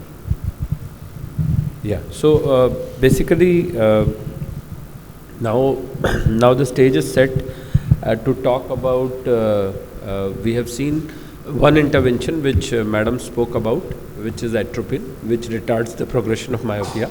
The second thing is spectacle correction, and in my previous talk, we discussed how this theory has come up and what is the rationale behind making peripheral myopic glasses.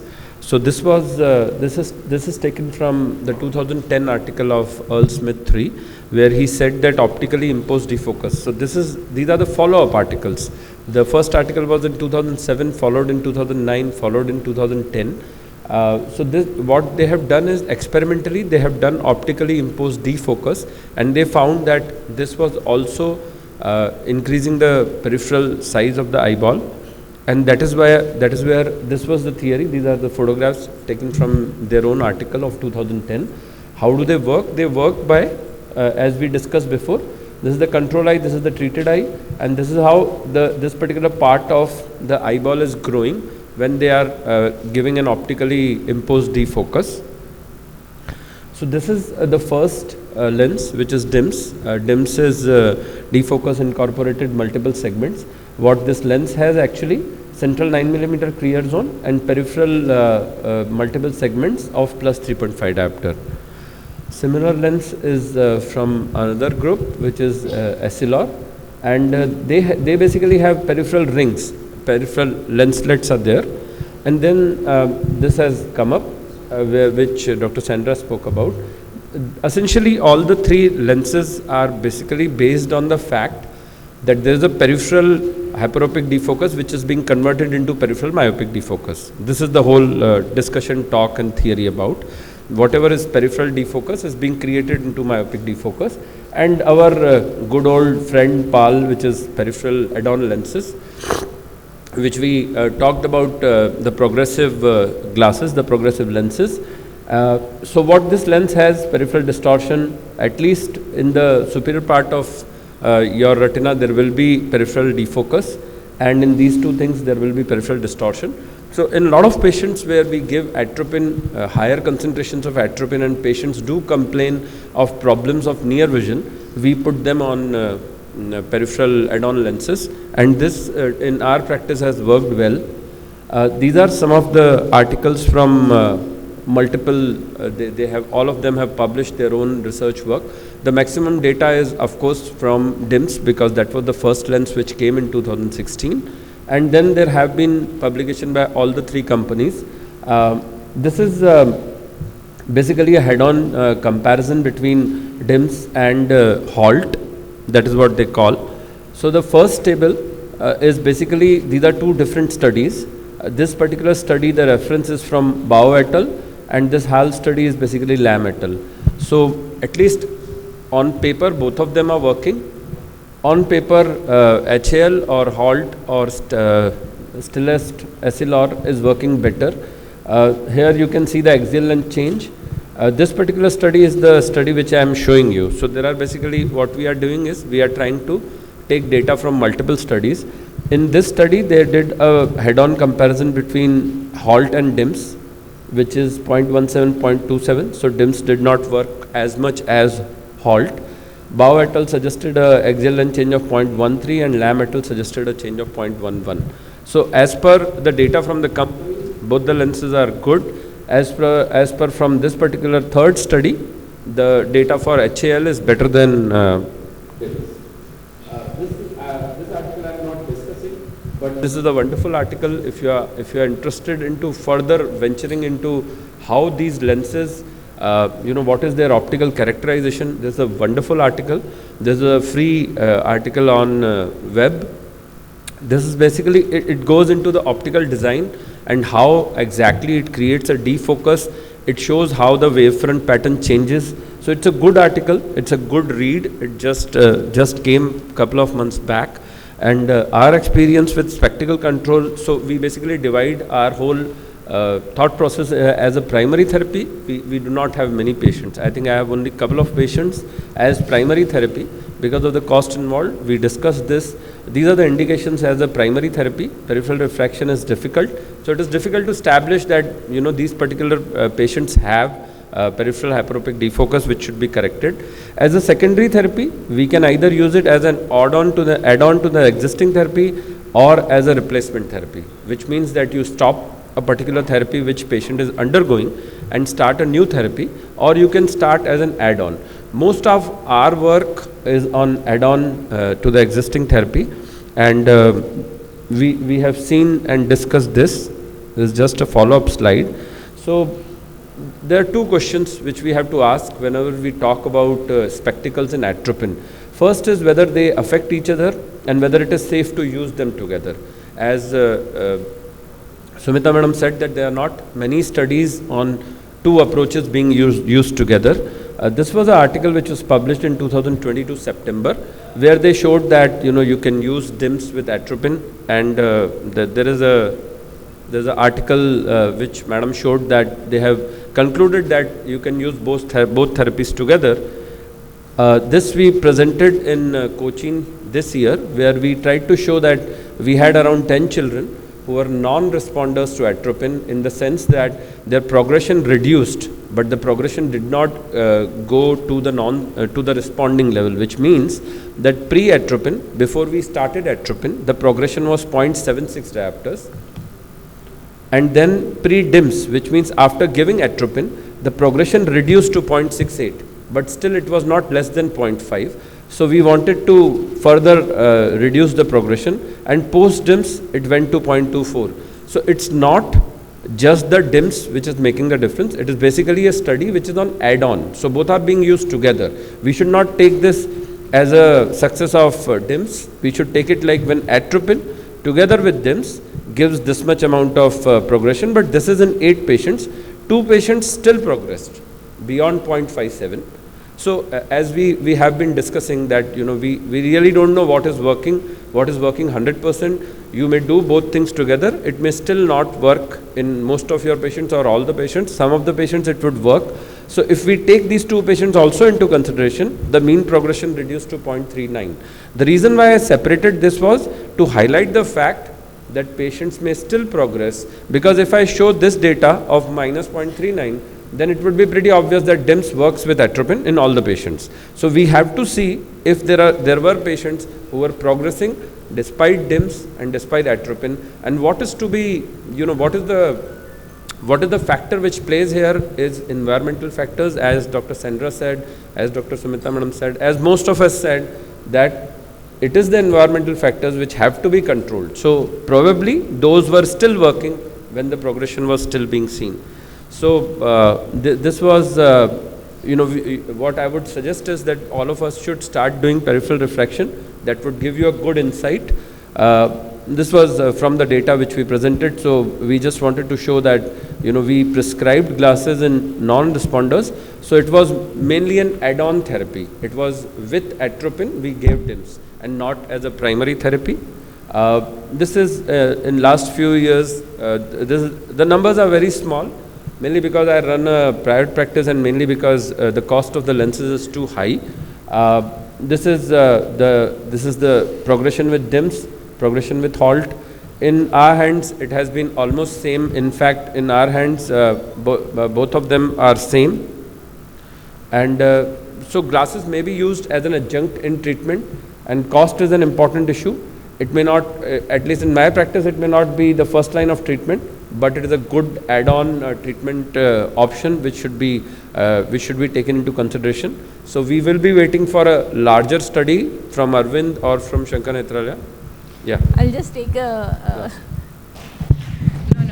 As he was saying that we don't know whether combination works. So on that note, I just want to say that SN is doing one randomized controlled trial, which is a sponsored trial of looking at children who are not responding adequately to atropine. So if any one of you has a patient who is willing to travel to Chennai, rest of the things in the hospital will be taken care, including single vision glasses, atropine drops. So this study basically, trial has basically 3 arms. One is twice the frequency of atropine. One is shifting them to DIMS, and third is DIMS and atropine together. Yeah. So our study was those who are not, if you have a eligible patient who is still progressing despite atropine and willing to travel to Chennai, please refer. We have five minutes for discussion, so I would request our chairperson and panelists to please. For the general ophthalmologist over here, Dr. Jitendra, can you tell us what is peripheral refraction and what instrument do we need? Most of them would not have heard of the term. So just so that everybody gets familiar with the term of peripheral refraction. We had a small discussion in the beginning. Peripheral refraction is basically you do it 20 degrees temporal and 20 degrees nasal. So there are 2 ways of doing it. Either you can stabilize the head and you can move 20 degrees and do the refraction. Basically it is eccentric refraction, which we are taught that we should not be doing. So when we are in post-graduation, we are told that you have to do the central refraction, you don't have to do the peripheral refraction. This we do, we tell the patient to fix temporally, we tell the patient to fix right, left, and we do the refraction, and it is recorded like left eye when it looks on the right side, left eye nasal, left eye temporal, the right eye nasal, right eye temporal, right eye nasal. So the instrument used is open field autorefractor. There is no other gold standard at this point of time which can be used. You can use your retinoscope and you can make some marks in your clinic, or you can what you can do is, there were a couple of approaches which we started doing. We basically designed a protractor and we kept it under the seat so that you can move 20 degrees on this side and that side. It did not work much, so we made a modified this thing on the retinoscope, because when you tell the patient to fix behind you, You have to keep the target in front of you. You cannot keep it behind you. So you have to tell the patient that another way is to put a mark on the wall, and you can tell the patient to look on that particular object and do the retinoscopy, keeping yourself stable. So that is peripheral refraction. Thank you. And do you ask the sleep pattern history as a routine in your, along Not with the as a routine, screen time? Not Because screen time, yes, but not But in sleep. Chankanetralaya, there we are doing the sleep pattern history, and there's a significant correlation between the higher myopes and late sleeping and late waking up. So probably the diurnal variation, I mean rhythm is probably, circadian rhythm is probably a little altered, and that can lead to myopia.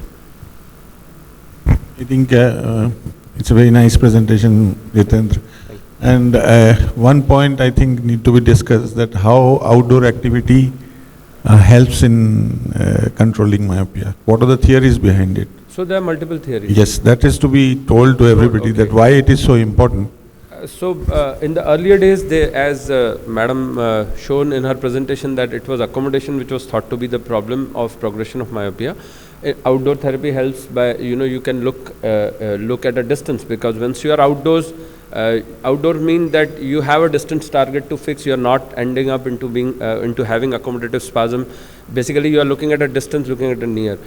Now, at this point of time, the theory is that when you sit outdoors, when you get sunlight, you get dopamine, and it is the dopamine which reduces the progression of myopia.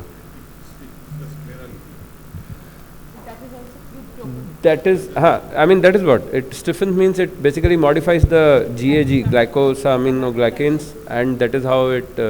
So dopamine, from where it is released, that is also a question. There was a good, I don't know whether they published or not, but Jyoti did a good work on levels of dopamine in tears. So they could find that children who were progressing myopes, the amount of dopamine in tears was less. Now this can be taken as a positive thing, but whether those tear dopamine go inside and make a significant difference, there is no definitive answer. But in animal studies, they have suggested that dopamine level inside the eye is important. Yeah, for that, I think Singapore government has recommended that there will be 2 or 3 more games of theory classes in between 2 theory classes in children. They are recommending to the government. Yes. The Singapore National Eye Institute. China, what they have done is they have made the walls of glass, and when the sun is straight, they will cover that wall, and from other side the sun rays will come inside the room. So that also is a modification which they are doing. So Chinese people are very aggressive on this because they have a high myopia. Thank you. Thank you. So I would request Dr. Saurabh Sanyal to please hand over the bouquet to Dr. Jitendra Jethani on behalf of OSWB.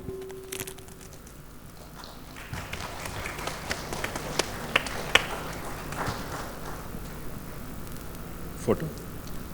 I'll request Dr. Jitendra, please stay on. We'll have a group photo with the chairperson and panelists. And Dr. Sandra, Dr. Sumita, please come.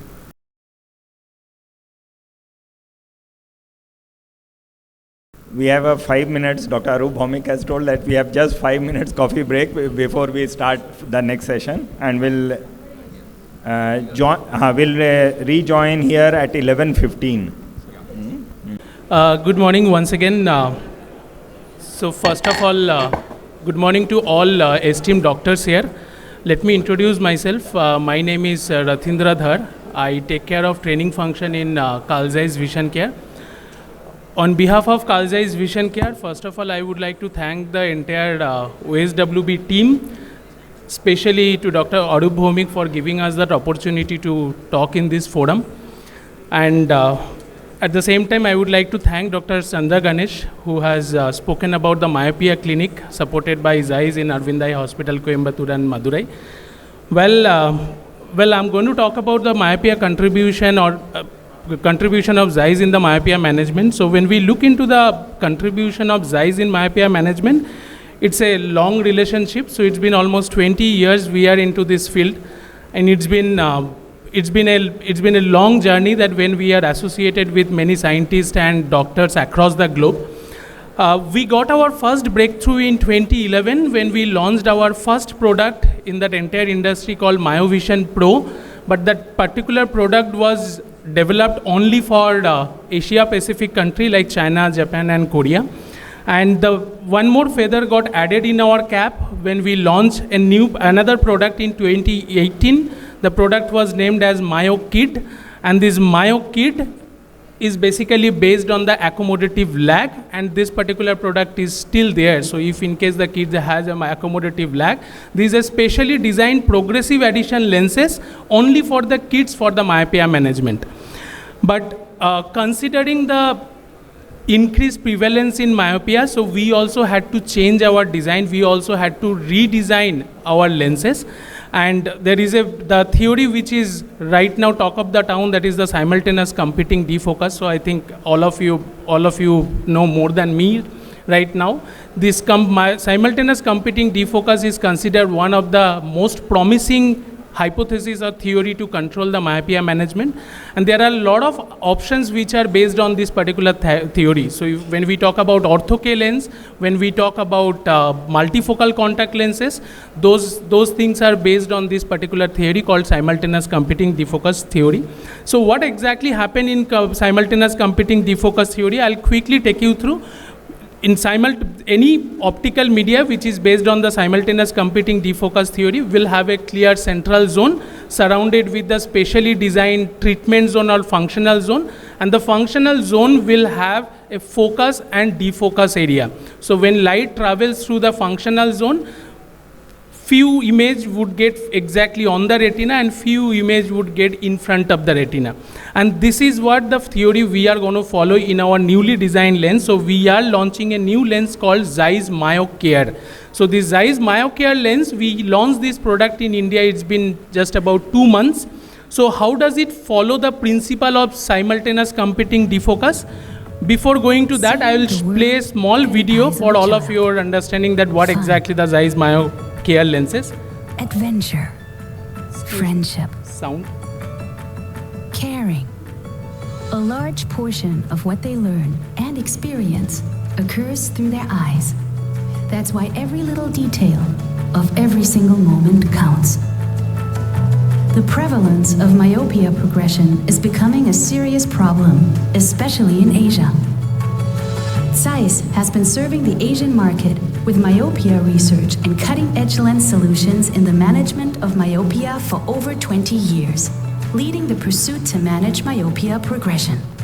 With the increasing risk of juvenile and high myopia in Europe, we bring our latest lens innovation to the rest of the world. Zeiss MyoCare lenses. Early results have shown that MyoCare lenses can effectively slow down children's myopia progression, keeping in mind that the lenses offer great wearability and comfort. For children presenting with signs of myopia progression, the best moment to prescribe Zeiss MyoCare is now, because every diopter matters.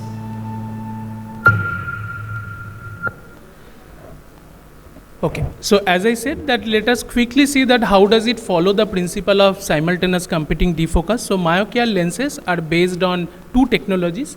One is called patented cylindrical annular refractive element or CARE elements, and the second technology is Zeiss clear focus design.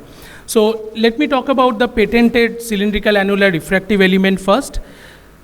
So this is how the MyoCare lens looks like. So the MyoCare lens has got two distinct zones. One is the central clear zone about 7 millimeter and 9 millimeter, surrounded by the functional zone. And as I said that the functional zone, we have two elements. One is the cylindrical annular refractive element or the clear element, what you could see over here as a rings-like aperture, and the flat area where we will have the regular, which is a regular power zone.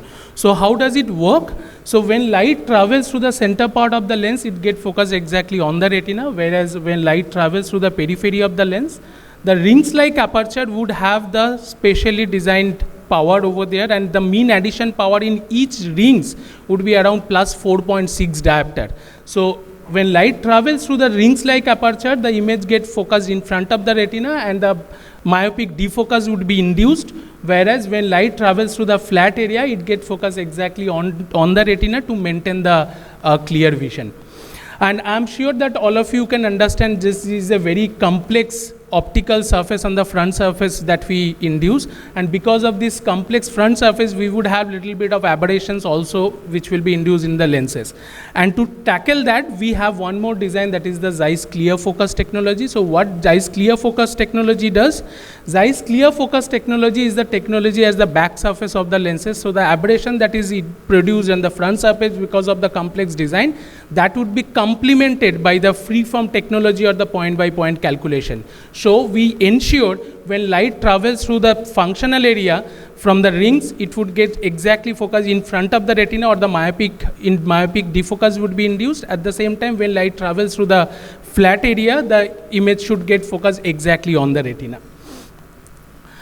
And we are very proud to inform that this is the first age-related myopia management spectacle lenses that we are introducing in the industry. So Zeiss Myocare lenses, it's not a single lens. Zeiss Myocare is a portfolio. We have two different designs. We have a Myocare lens and we have a Myocare Ace lens. So how are they different? Myocare has a central zone of 7 mm, whereas Myocare Ace has a central zone of 9 mm. Whereas the concentric rings that we have followed by the central zone, the concentric each rings will have plus 4.6 diopter mean addition power in Myocare design, and in Myocare Ace the mean addition power is plus 3.8 diopter. Whereas the fill factor, so what is the fill factor? The fill factor is the gap between two rings. From one ring to the another ring, what is the distance? So the fill factor in each design remains same, and the fill factor is only about 0.5 millimeter. So if you look into the number of rings that you will have it in a uncut lens, so uncut lens, let's say it is about 65 millimeters diameter lens, we will have more than 120 concentric rings where you will have that addition power which will induce the myopic defocus. Now I am sure that all of you are very interested to know that what is the efficacy or effectiveness of this particular lens. So while evaluating the effectiveness of these lenses, we went one step further. We wanted to understand how effective these lenses are in order to control the axial length, because my earlier speakers, they have told that the axial length is the main thing that when we are talking about the this myopia progression. So we wanted to evaluate how productive or how effective these lenses are in order to control the axial length. But as we all know that we are talking about the developmental age group between 6 to 13, we cannot stop that axial length completely, whereas the additional growth that we have seen, if in case a child is myopic, we are trying to reduce the additional axial length growth. So this graph shows it all. So if I just have to explain the slides that how effective these lenses are, this black line represents the axial length progression in an emmetropic eye in different age group, whereas this red line represents the myopic axial length growth for a kid who has a myopia in different age group. So you could see the difference from a emmetropic axial length growth and the myopic axial length growth. And this blue line represents the axial length growth, someone who is wearing Myocare lenses in different age group. So just to sum it up, as I said that we have two designs, one is the Myocare and one is the Myocare Ace. So Myocare is applicable for all age group between 6 to 13, and the effectiveness of the Myocare design is 63%, that it brings down the, or I would say that it controls the axial length progression, or it brings down the axial length towards the physiological axial length growth up to 63%, whereas effectiveness of Myocare Ace, it brings down the axial length, or it takes that axial length growth towards the physiological development up to 86%. And whom to give this Myocare Ace and whom to give this Myocare lens? So the Myocare is applicable for all age group between 6 to 13, whereas if in case you want to have the better result, above the age group above more than 10 years, you can give that Myocare S. So Myocare S has been designed only for the age group above 10 years. And how effective these lenses are in terms of wearability and adaptation. So the result what I have shown you in the last slide, that is the 12-month RCT report that I have shown. The similar RCT report also shows that it is very, very good in terms of adaptations. Around 160 kids that they are already undergoing this this randomized clinical trial for Myocare and Myocare S. 100% of them adopted the lens within a day. 97.5% they said that their distance vision is absolutely fine, though they have multiple rings in the periphery, and how is it, probably after the session I can explain you from the Zeiss booth which is there outside. Near vision, 99.5% of participants, they are absolutely happy with the near vision, and the main important thing is the roadworthiness while doing sports.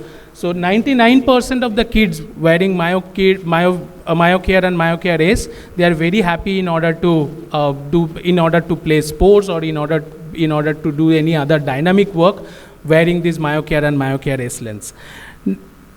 Now this is the very interesting part. So what is the price of this particular product? So one very important thing is these Myocare lenses are available in 2 different focal type. What does it mean that 2 different focal type? This Myocare lens is available in stock as well as RX. So stock means immediately we can deliver the lenses to some power extent. So if you see the power is mentioned over here. If someone has a resultant power up to -4 diopter with -1 diopter cylinder, we can give you the stock lenses which is there in Myocare, whereas the Myocare and Myocare S design RX lenses are available in RX as well, but it will take some time to reach to India, because right now we are procuring these lenses from China. So the price starts from 16,000 RX range, and the stock range starts from 7,000 rupees. So having said so, I'm signing off, and if in case you want to see the design of the lenses, we have the lenses outside this conference room. So we have a small setup in the outside. Please just do visit our stall. We will explain you the lens design. Thank you so much. Thank you very much. We would be taking up the most important topic of the day, lifestyle modifications in prevention and control of myopia, by Dr. Debarpita Chaudhary.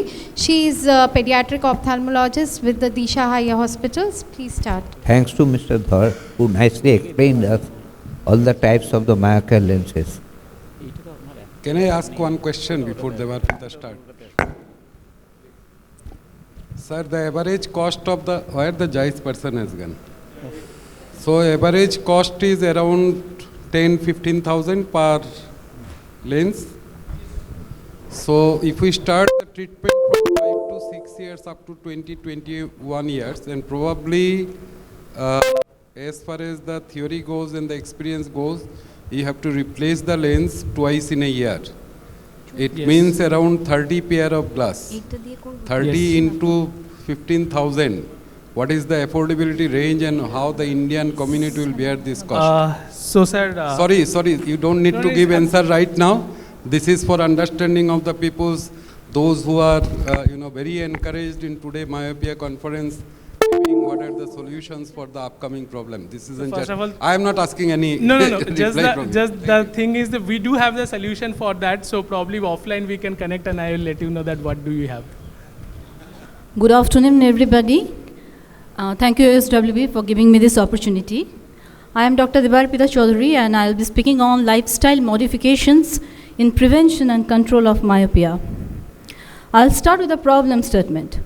All of us, we know that by 2050, it is predicted that around 50% of the global population will be myopic, and around 10% will be highly myopic, that is around more than 6 diopter myopia. Moreover, the Hong Kong Children Eye Study have proved that the incidence of myopia among school children in Hong Kong had doubled, in fact more than doubled, during COVID-19 pandemic, with a less number of outdoor time and more of screen use. This is a graph showing the staggering increase in the myopic prevalence across the world in different countries. And India holds its position somewhere over here. So we are at the doorstep of myopic explosion, I guess. These are the risk factors of early onset and progression of myopia, and I'll not go into the details of it.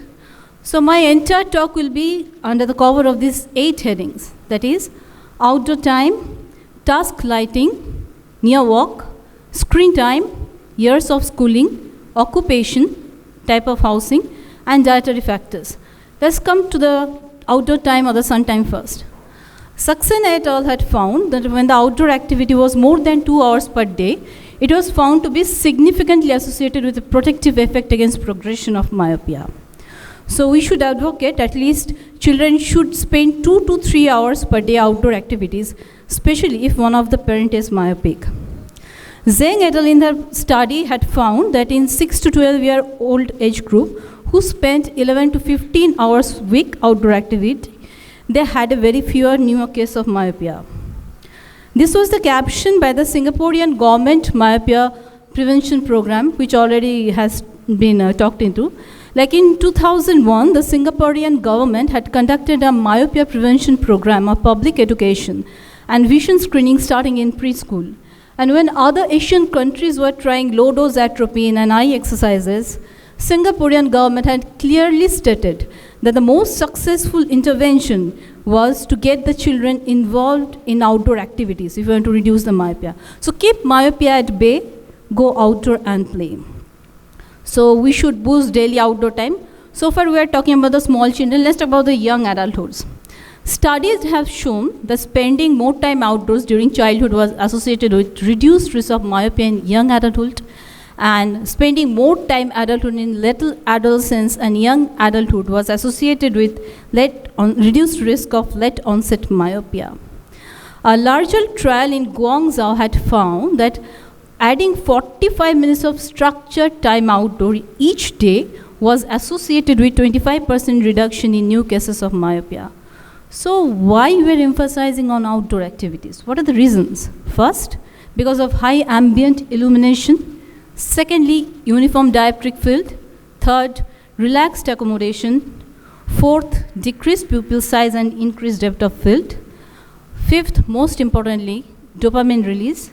And last but not the least, exposure to different light spectrum. Now, if you look at the picture on the right side, it shows the effect of different monochromatic light on the axial length elongation in experimental animal eye. The higher wavelength promotes axial length elongation. On the other hand, the lower wavelength promotes axial length reduction. So, a homeostasis of all different monochromatic light, in fact, maintains the emmetropic status of the eye. Now, Red et al. In the study had found that daily exposure to outdoor light, that is more than 3000 lux, has reduced axial length growth in Australian children. Another study by Donovan et al. In Chinese population had also found that slower axial length growth and lesser myopia progression was observed in summer months compared to the winter months. Now let's talk about the role of dopamine and its effect in myopia.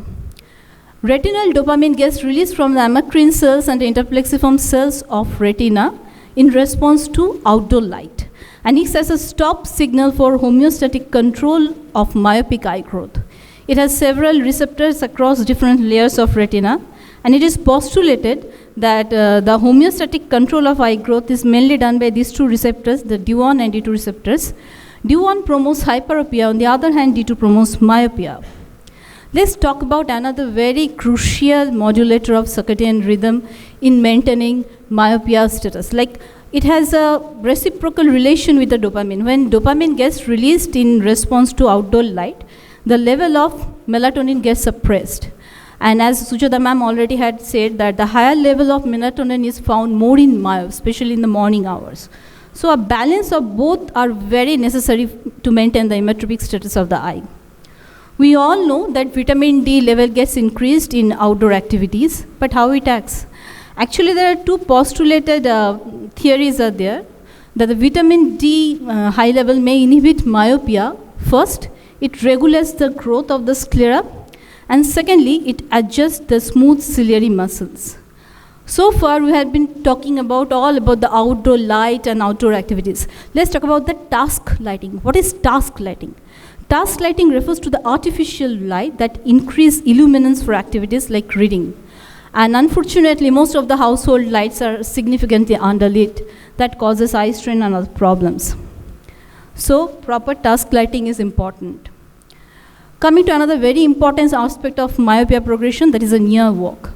Wang et al. In their study had concluded that the odds of becoming myopic increased by 2% with every diopter hour of near walk per week. Now what is a diopter hour? It represents the sum of the time spent in particular activities according to the accommodative demand required to perform any particular task. So more the near walk, more of the accommodative lag, more of hyperopic defocus, more of axial length growth, and more of myopia progression. Nowadays, we all know that children are hooked to digital devices. And studies have found that children aged 5 to 15 years who spending time more in smartphone and video game for more than 2 hours a day, they had at least 8 times greater chance of developing myopia. So we should set the limit up to 2 hours. And under less than 2 years, there should be no screen use at all. Let's come to the years of schooling.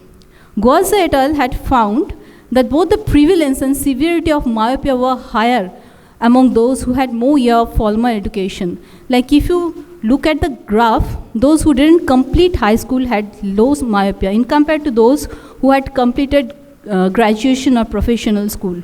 Coming to another aspect, that is high pressure educational system. There is a beautiful study by Rose, who actually studied the same ethnicity, the Chinese population, both in Sydney and Singapore. And what they found, that the myopic prevalence in Singapore was on 29%, whereas Sydney was only 3.3%. And the reasons were that in children in Sydney, they spent more time in outdoor activities. Moreover, the early education pressure was also very high in Singapore. So we should look into these things.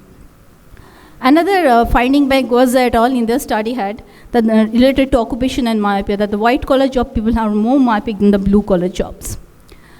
Let's talk about the occupational factors. We know that myopic are like students, compositors, who have more hours or more duration of near walk. They had more chance of developing myopia. I'll just quickly go through this example. This study was done by Zilberman et al.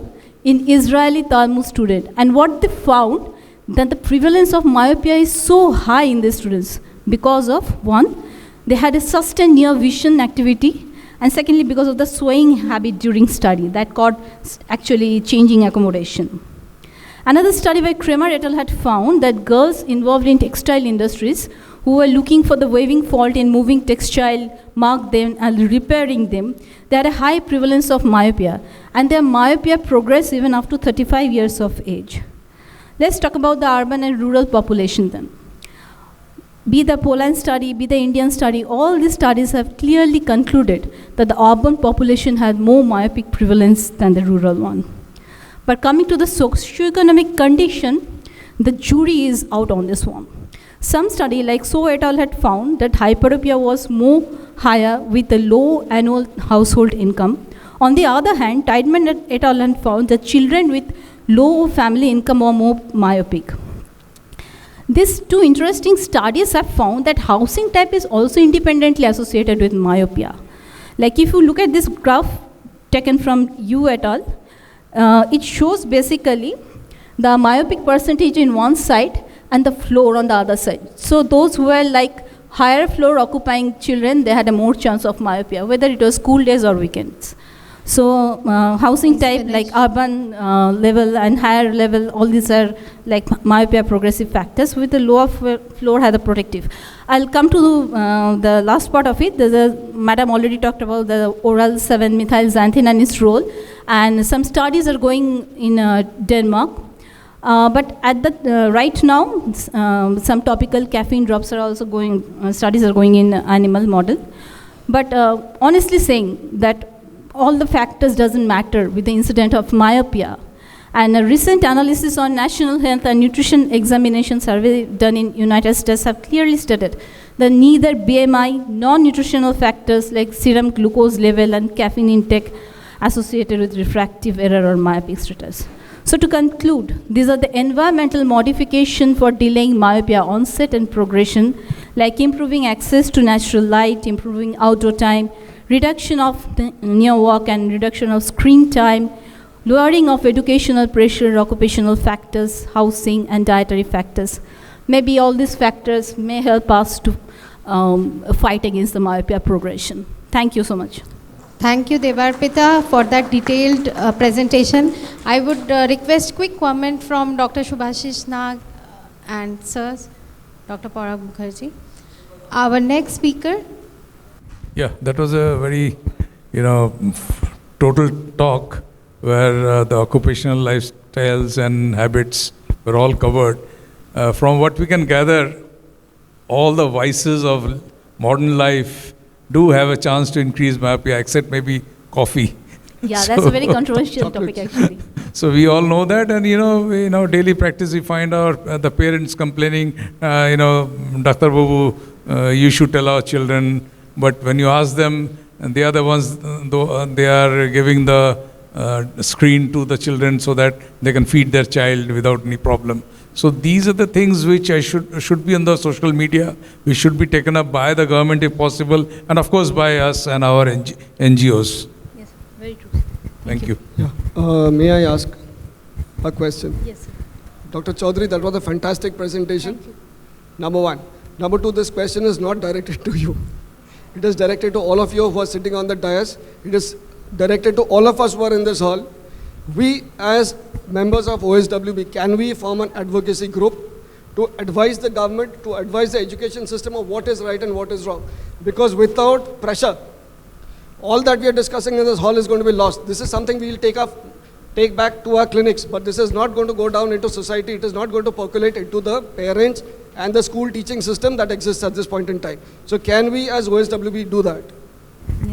I think 3 years back I proposed to government to start a campaign, Cholo Roddure Jai.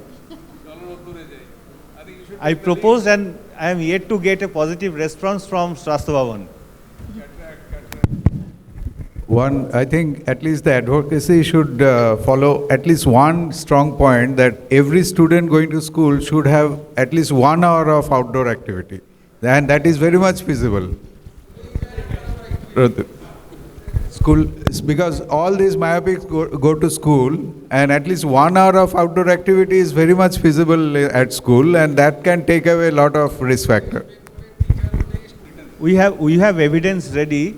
There was a massive school screening program by Orbis International called REACH, and we have the data of 2 million children. 2 million children electronic data we have. We are now working with the data. In West Bengal, we examined 4,27,000 children. And in that we found that there is least refractive error, least myopia in Sundarban Islands. Yeah. And as we progress towards Kolkata city, it rapidly increased. So there is a clear evidence in the state. Right. It doesn't require RCT. What the Devarpita showed, that's true. No, I think what Anivandar was just echoing, I was just about to pick up the phone, the microphone that time.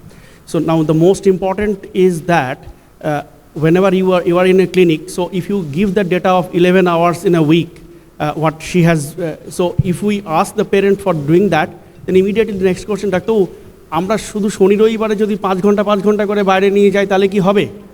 Yes, the question we have faced for that. So that means the parents, they do understand, but yes, they don't have, always, even they are willing also, they are not able to do.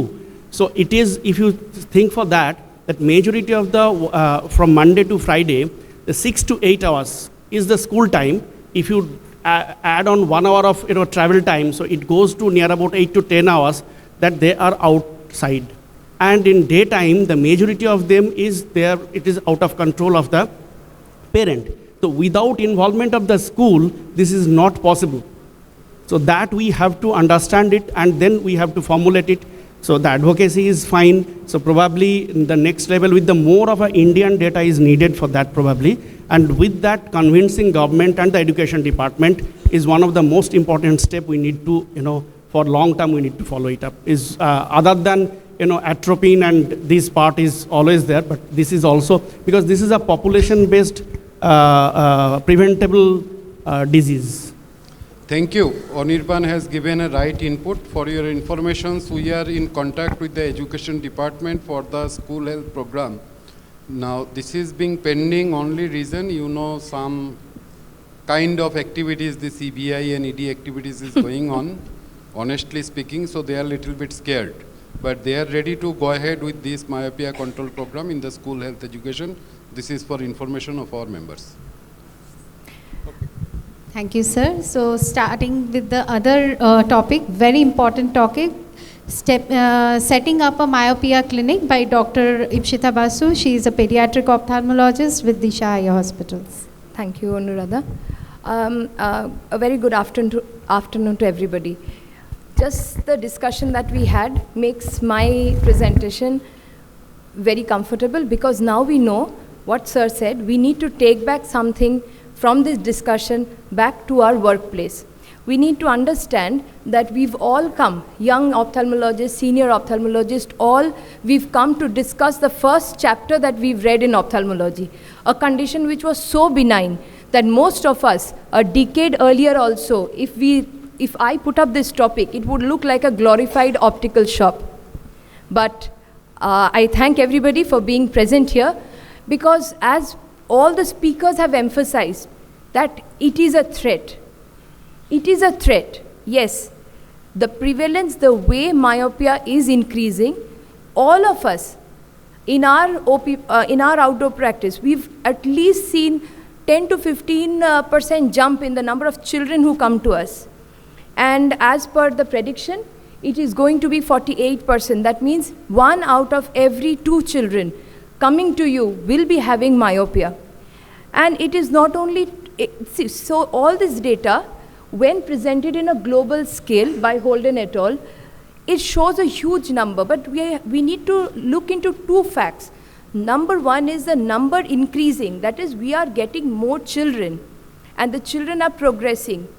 And the other data is there is a 9.8% of high myopes. That means there's a risk of blindness in this 10%. So whoever is in their long journey of myopia, we need to keep them in follow-up, because this number will rise from nearly 2.7% which was 2.7 in 2000, it's going to be 9.8%. So it's a huge number which is progressing towards blindness. And as projected, this is a common slide for everybody now. Most of these people will be from Southeast Asia, and our country is definitely one of that. In the data from our Indian data, we are not far behind, as Deborpita also said. She put this slide up by Saxena et al. Here also we see there is a 12.3% jump. Then the other factor is there is a jump in the rural as well as the urban sector. So overall, we are going for a big change. So if the numbers are rising, and this is a prediction model, then how do we find them? Where do we find them? Today, 10 patients come to your OPD. After 10 years, 1 of that 10 probably would be ending up in blindness, or would be ending up in a huge progression of myopia. Unless we start trying to search out these, then probably the whole discussion that we had in this hall would to an extent be meaningless. So if 4% of Indian myopes have to be found out, or 2 out of 10 children have to be searched out from this population or this number that we have, then probably this is only solution. A dedicated service, a dedicated clinic for myopia. As we already heard from Dr. Sandra Ganesh, that they've already started. And not only Arvind Coimbatore, in fact, very many. In fact, if you do a Google search, you will see many people, many units have started a myopia control unit to spread awareness, to talk about myopia. One thing Dr. Sandra said, which was very important, is unless a patient understands the word myopia, you don't go ahead. And to make that patient understand the word myopia is like what sir said, cataract. Now everybody comes to us saying that amar cataract hoyeche. So it's like that. Every person, every mother, every father should understand the word myopia. The child also should understand the word myopia for him to travel through the years of myopia. So how does a child travel through myopia? What is the whole journey? So if we break the journey of a myope into segments, the first, when the child is this is just the visual rehabilitation. In this phase, it is more of you trying to convince the parent to encourage the child to wear glasses, proper optical dispensing, which Dr. Sumita said is very important for them to be comfortable with that pair of glasses. Amblyopia therapy, as we know, is a part of the myopia with which the child starts. Group counseling and lifestyle modification, to my perspective, it would be probably the first points to be looked into, because group counseling, the moment the mother sees somebody else wearing the glass and doing better than the child who's been just instructed to wear glass, it creates an impact. So this is a place which would probably cater to the myopia and the child. Next, the myopia and the teenager. The teenager walks into your clinic. It's the time when most of these people are hooked into images, taking photographs. They don't like themselves with thick glasses. And probably affordability being a factor, they wouldn't want to get into high index spectacles or something. They want an option. So dispensing contact lenses, probably this kind of a setup, a service could handle a dispensing of contact lenses, could handle dispensing contact lenses for, there are certain things like a dance performance. A child wants to perform. When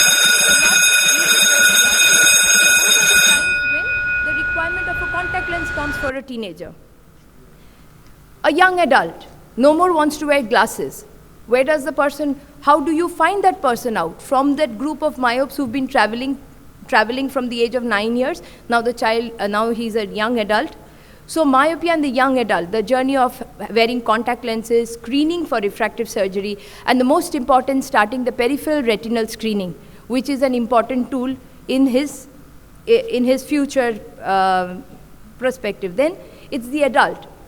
Here, this is where the retinal pathologies make a big difference, especially the silent glaucoma. Myopia and glaucoma, they go hand in hand. Many a times we've heard myopic disc being missed out, and the adult turns out to be having an advanced glaucoma just because we were interpreting it as myopic disc.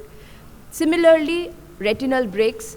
We all have here retinal surgeons who will speak about it. And screening for cataract, early onset cataract. So the myopia and the adult. And finally, myopia and the elderly. The elderly myopia, the treatment of retinal conditions like retinal CNVM, the cataract workup. So the life or the journey of a myope does not end with the first phase that we are speaking out. If it's a myope for life, and that is how we need to portray our myopia clinic.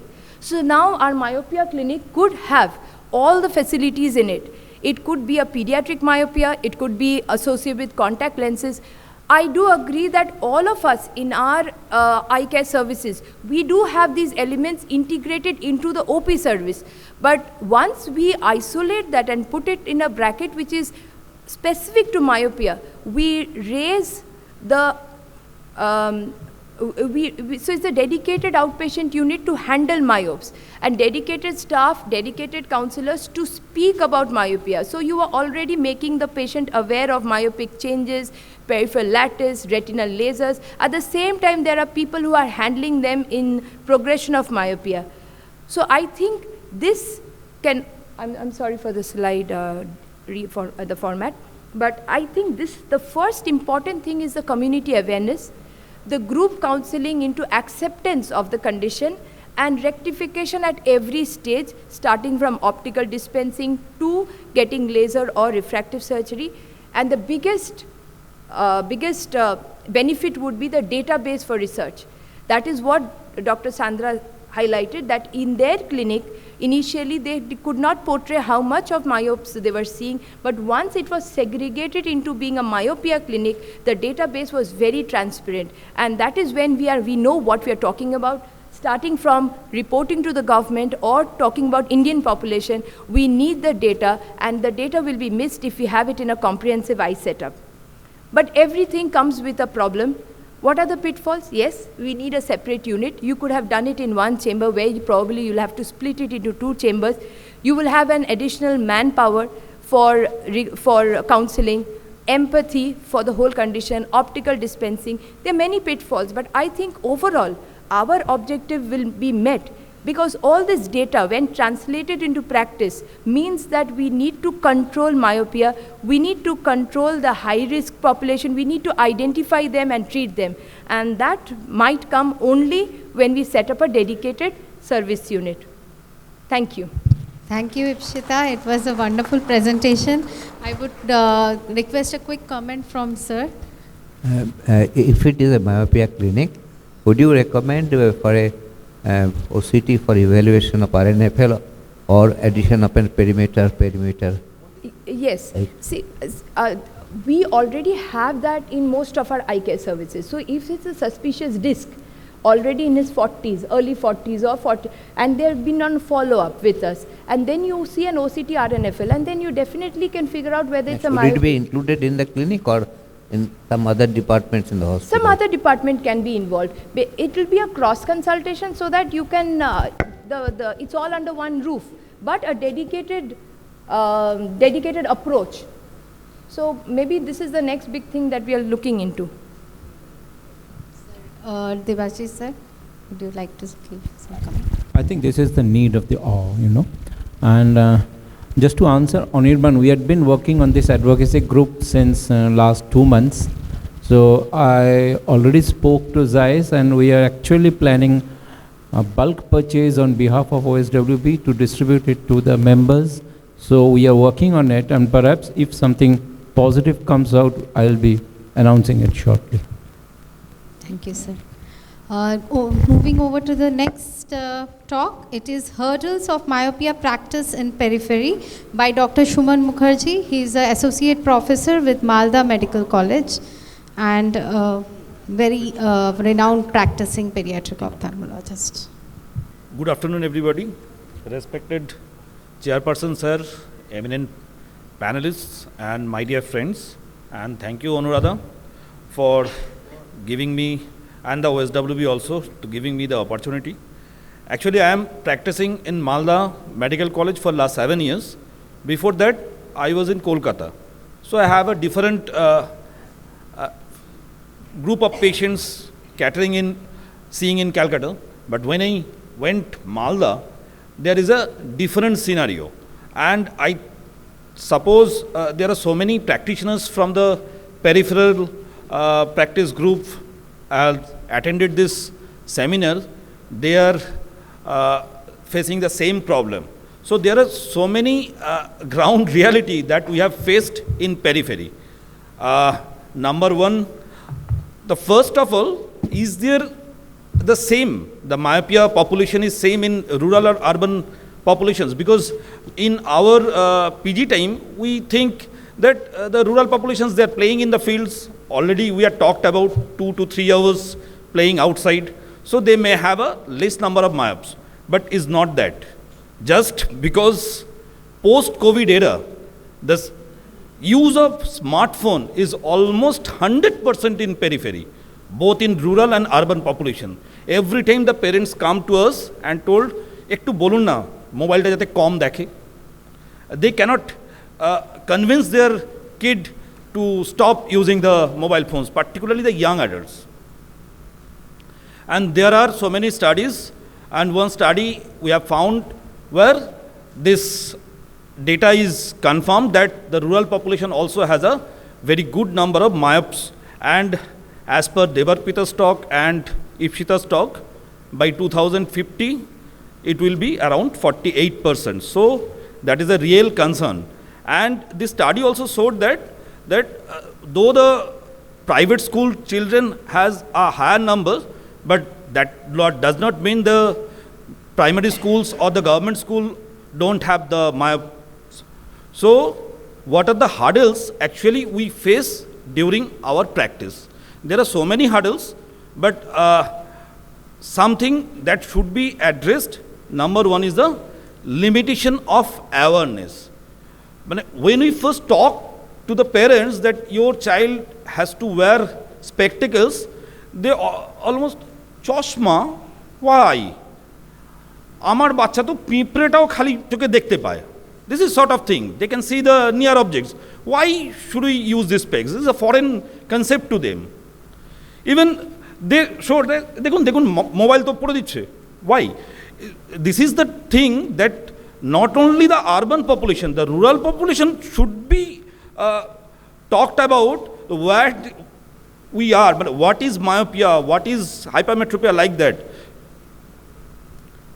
And the main problem is the myope sees the words blurry, but the parents see, na, it chok to onnoder motoi, the same thing. So it is very difficult to convince them your kid needs spectacle correction, your kid needs particular follow-up for after 6 months or 3 months or 4 months. Is very difficult. And there is a optical and cosmetic problem, particularly in the female population. Chashma porle biye hobe na, pon beshi lagbe. These are all sorts of things. And I think if we give them a positive thing, they use the specs for this time so that we can manage the myopia. So after attaining 18 years of age, you can go for LASIK or any refractive surgery, and you will be away from these spectacles. That can give a good input to them. And the next is overcrowding. Particularly in a government setup, we have faced a lot of patients, overcrowded OPDs, overcrowded clinics, and there is really difficult to take them out with a less number of manpower to properly counsel them, to properly check them, and ask them to come for follow-up for retina checkups, and particularly when there is a less number of optometrists who are doing these refractions. Because sometimes we have to give some dates. You come on that day, because today there is no optometrist available with us. So that gives a purely a negative impact. They will go and they will not come for the next 6 or 10 months. Then after that they will return to the OPD. Limitations to the old methods. So many centers, they don't have even the strict retinoscope. So they have to, and there are almost nil pediatric dedicated OPDs. Lack of dedicated staffs. And there are limitations of communications. We have to approach 1:1, not like in a crowded OPD, one person who is telling them, you put this drop before cataract surgery, you come to this clinic for refraction, you go there for glaucoma checkup, you have to give dates for the OCT or other perimetry, and within this, they have to tell, you have to use the specs. You have to come for every 6 months. If you have these sorts of problem, you have to go to the retina checkup. It's really very difficult. And last but not the least is the cost of therapy. Every time the specs got broken, they have to go to the optical shop. These are the main problems. And last but not the least is the accessibility. Because if we send one patient to home, they have to come either by bus. There are so many areas, they don't have the bus service also. So it's very difficult for them to come to follow up in a proper time. So how could we achieve, or how could we win this race? First one is the IEC material in a local language so that they can read it, and there should be posters and campaigns through, just like we are giving awareness for this diabetic eye checkup, cataract or glaucoma. There should be a proper counselor in, at least in government setups also, more number of paramedics and regular school screening, because already Asimda already told there are a huge number, and Aninda madam also confirmed this. The school screening program is a huge success. We have given the free spectacles to the children, and if we can train the teachers so that they can check which kid requires actually proper follow-up, who have less activity in the class or need proper follow-up, so that can be done. So by this, I think we can reach our goal in periphery also. Thank you. Thank you very much. Rupakda, all the aspects, as everything is well covered. I'll just share one of my experience. I do use of the data Ipshita has shared one data I do use in my clinic always. Like during the COVID period of 2 years, she has given us a data that during at the age group of 5 to 10, if I remember correctly, there were in West Bengal, in Disha, around 80 children has been operated for the squint, acute squint development. Am I correct with the data? 80 presented. So, yeah. So that is for the 2 years. So this is the data I do share with parents. So this is the magnitude that you should in one hospital, though that caters maybe the 80% of the West Bengal population. But yes, in one hospital, 80 children in that 2 years who has undergone surgery for acute esotropia. So the rest part you can just see the magnitude. Those who did not need surgery and those who did not develop acute esotropia. So the magnitude, and then you multiply it in India, then the world. So that's how the data, the power of data, we should get it from there. I think Pichone Boshe, Anibanda was asking the same thing, whether we should have some kind of a guideline, advocacy, and the data, so what we should share in our clinic, day-to-day practice. Thank you. I think one thing I would like to supplement to Suman's presentation, that is about spectacle compliance. I had been part of spectacle compliance studies. So in India, spectacle compliance is very, very poor. If you get 30% spectacle compliance after 1 year, you should be lucky. It's less than 30% in India. And with active effort, in one study, it could be increased to 56%. So that is also a big issue. We have to look at the issues to increase the spectacle compliance among children. We are taking all efforts, giving glasses, but children are not using. Just to add to the advocacy issue which is coming up again and again, I must take this opportunity in front of our esteemed members to request people like Shumon. Shumon is now one of the people in the West Bengal Medical Council and has been always an advocate closer to the current government in West Bengal. And then we have an MLA in Shaptorshi, and then Shushanto in North Bengal. All these people, they're very prominent and very dear to us. So I think these are the people who can take our cause further, and government ke kichuta regularly pressure create korar jonne you have to help us. I want to share two experience. Last month when I returned back from Coimbatore airport from that our conference, All India conference, 50 students were from one Carmel school from Uti. They were returning back to home. All the students having spectacles, most of them having high power, and all were using laptop or mobile. So I took the photo, and last 2 to 3 days ago, one school published their 8 students with photograph that they ranked in NEET, all having spectacles. So I talked to the principal. So basic thing is that we are not being able to reach up to the school level. So our ophthalmological society is very vibrant, All India Ophthalmology Society also. So I think we have to reach up to the school level also. So every school or Shumon is there, and others are also there. So it should be a joint venture to make it a success rather. Thank you very much. Another very active intervention would be to use the mobiles to which the children are addicted. Sending messages repeatedly and intervention in the mobile format would be a very active way to intervene. One thing I am giving advice to the parent that everybody is telling that online class. So I am asking them, you can use small projector with the computer or laptop, mobile, to throw it over the screen. So the distance will be at least 6 feet or 8 feet. Or it can be connected to the smart TV. So distance will not be within 25 inches. It will be 6 feet or more than or 8 feet. So by that way, we can maintain the healthy visual habit also. Yeah, I think some mobile companies are coming in the future. All the new software will always remind them of the distance, the eye health education and the distance from which they should use the mobile. I think Apple is coming very shortly. I I would suggest one thing. Instead of teaching the parents of myopic patients in our clinic, we should teach them in school campus. That would be, I think, better. Actually, in front of all teachers and students, we should teach them.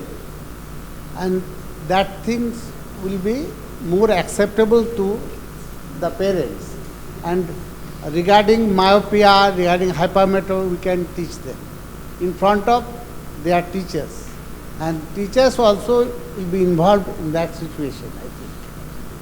And we can propose on behalf of OSWB to introduce some program in school curriculum that there, at least 1 or 2 hours outdoor activities must be mandatory. We can propose to all schools.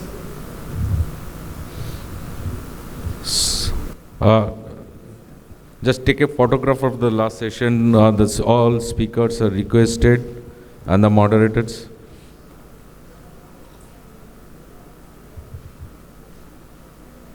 We came to the last session, today's last session. I request moderator of this session, Dr. Mohanto, yes. And I'd request chairperson of this session, Dr. Ashim Shil, please grace the dais. Panelists, Dr. Prashanto Chakraborty, Dr. Ashim Ghosh, Dr. Shati Agarwal,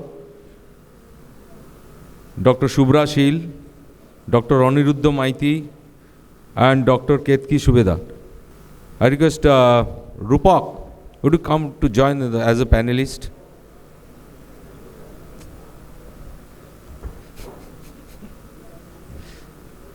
So,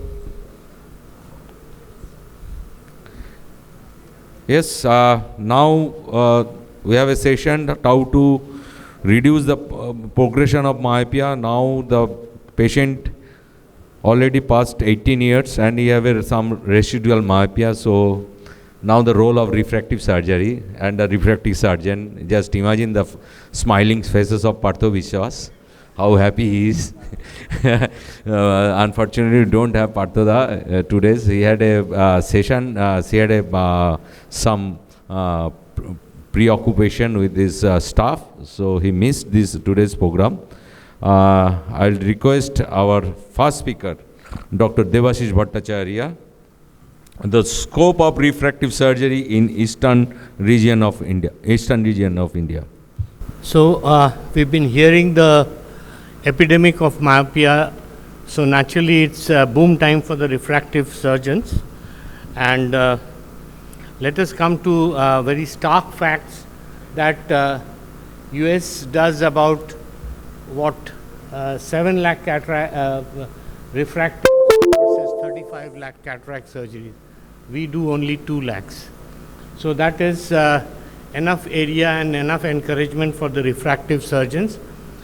As a concept, what probably didn't happen with refractive is the marketing didn't happen, the concept marketing didn't happen from bottom up.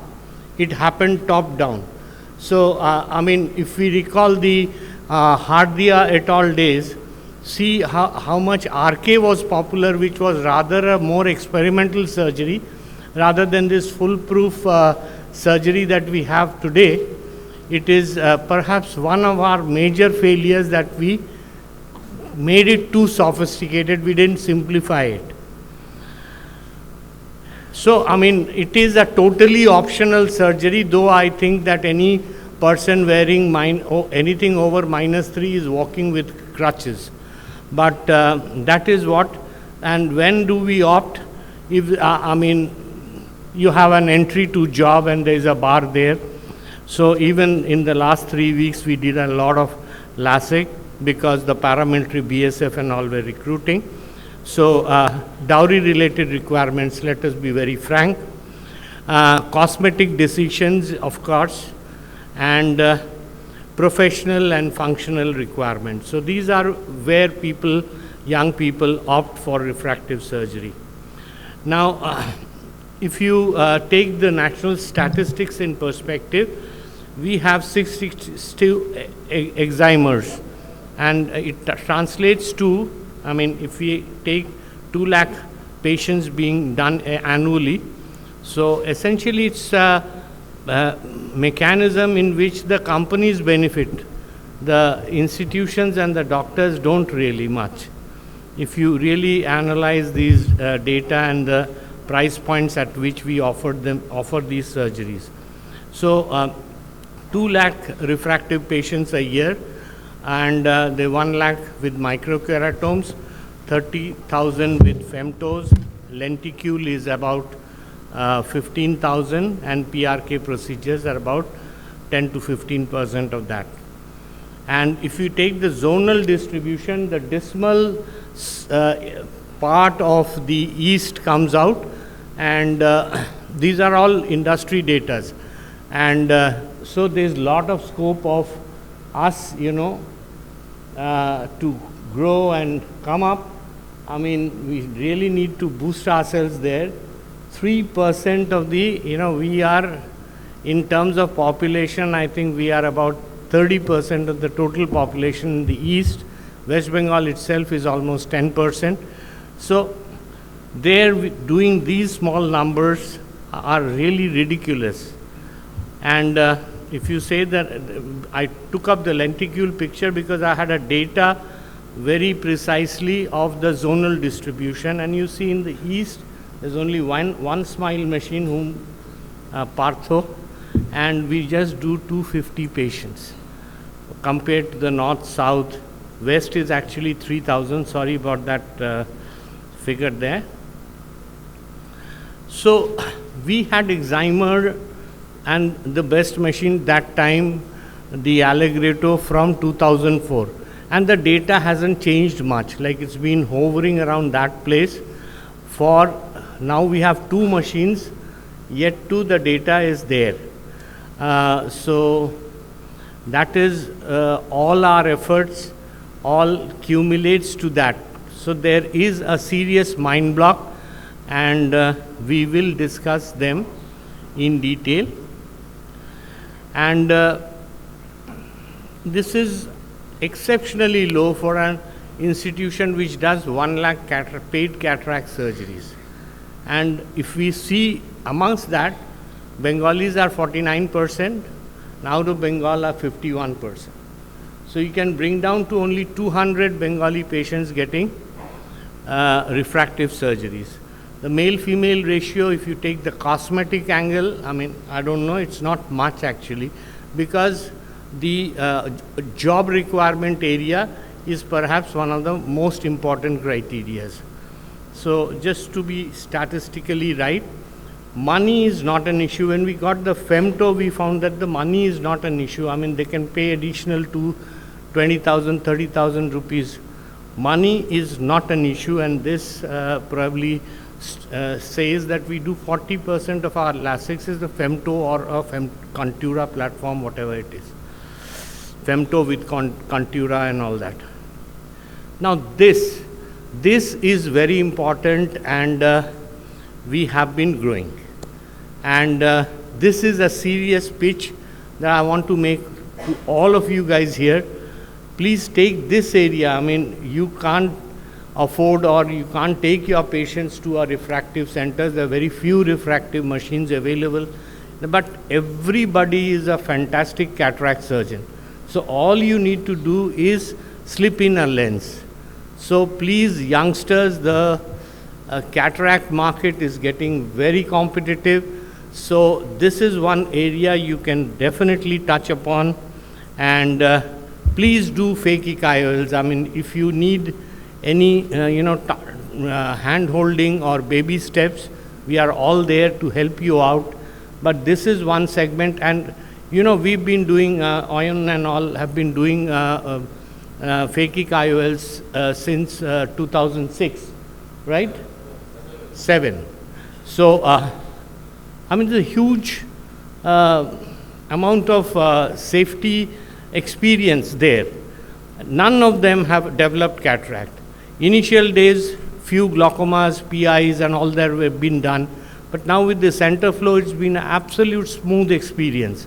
And then you have the Indian category. The more you use it, these 20,000 lenses, they're just HEMA lenses, they come down drastically. So it can also be pitched at a very affordable price. And see, penetration of ophthalmology in West Bengal is not a problem. I mean, we do 5.5 lakh cataracts. The government health system is working fantastic. The NGOs and the base of the pyramid is being attended excellently well. So also is the private sector with us and the private institutions and the private practice. So, I mean, it's not an issue of penetration of ophthalmology per se, but it is an issue of a mind block when it comes to refractive. Now, even as I said that, this cost barrier is not a barrier at all. I mean, in fact, we have patients opting for the higher bracket rather than the lower bracket or the affordable bracket there. So, I mean, these were the reasons why refractive surgery is opted for. Now, let us try and understand what are the barriers to this market being developed. The first thing is fear of surgery. And this is why I say that, take up the, you just say, lens laga lijiye, party, apna chashma chole jabe. I mean, this is more of a common practice is seen a young patient also getting operated. So why not would they choose? And it's perfectly fine to put a phakic IOL in a -3 or -2 even, though they usually opt for higher powers. And of course, not enough motivation. So how to overcome them? And obviously, great spectacle looks, well, fine, it's an intellectual look with Bengalis. But then you can always wear your spectacles even if you have taken away the crutch. That is, you don't require the power, but you can wear a spectacle all the same. And there's no trigger of dowry, fortunately, in our Bengali social system. And the other competitive thing is, like I was talking to Rupak and say, what if all the myopia got corrected, and so where will you get your retinal detachments from? So, no, but then the spectacle industry is huge. Like if you see something like this, like Zeiss made a presentation, it is 30,000 crores versus 1,000 crore of refractive market. So it's 30 times bigger and split in small Pada, Mofosshol, everywhere. This is the huge market which is campaigning against LASIK, because LASIK done, spectacles are gone. So that business is out. So you cannot get them into the picture. And even for us, there aren't enough incentives, like from the financial format actually. So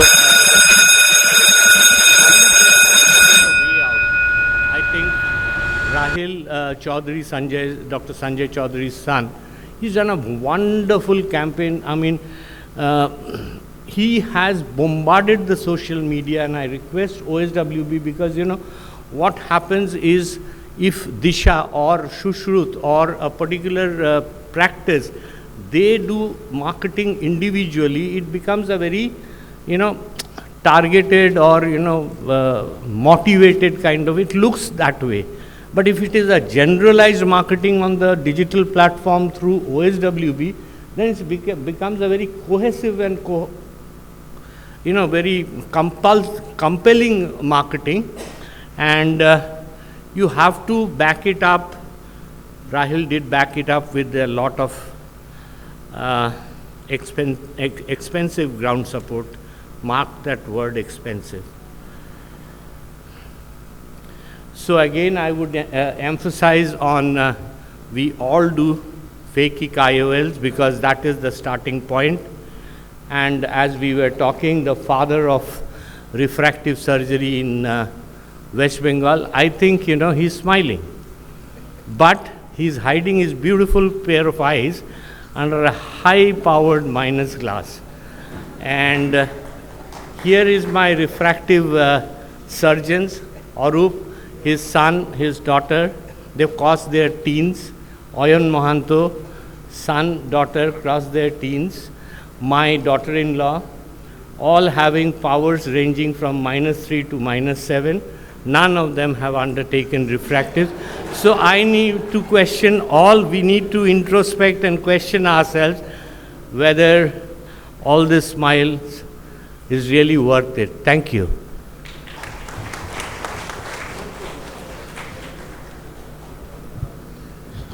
Thank you, Devashishta. That was a wonderful talk. Indeed, our children are definitely prospective candidates for LASIK. Let's see. I mean, it's their decision. So one already agreed to do LASIK in the next Your daughter, December. I think. Your daughter. Yeah. Yeah. Let's see. Let's see.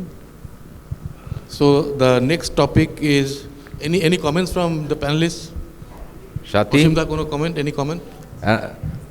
I think I have seen just 3 of us doing refractive surgery. I don't know. How many of in the audience doing refractive surgery?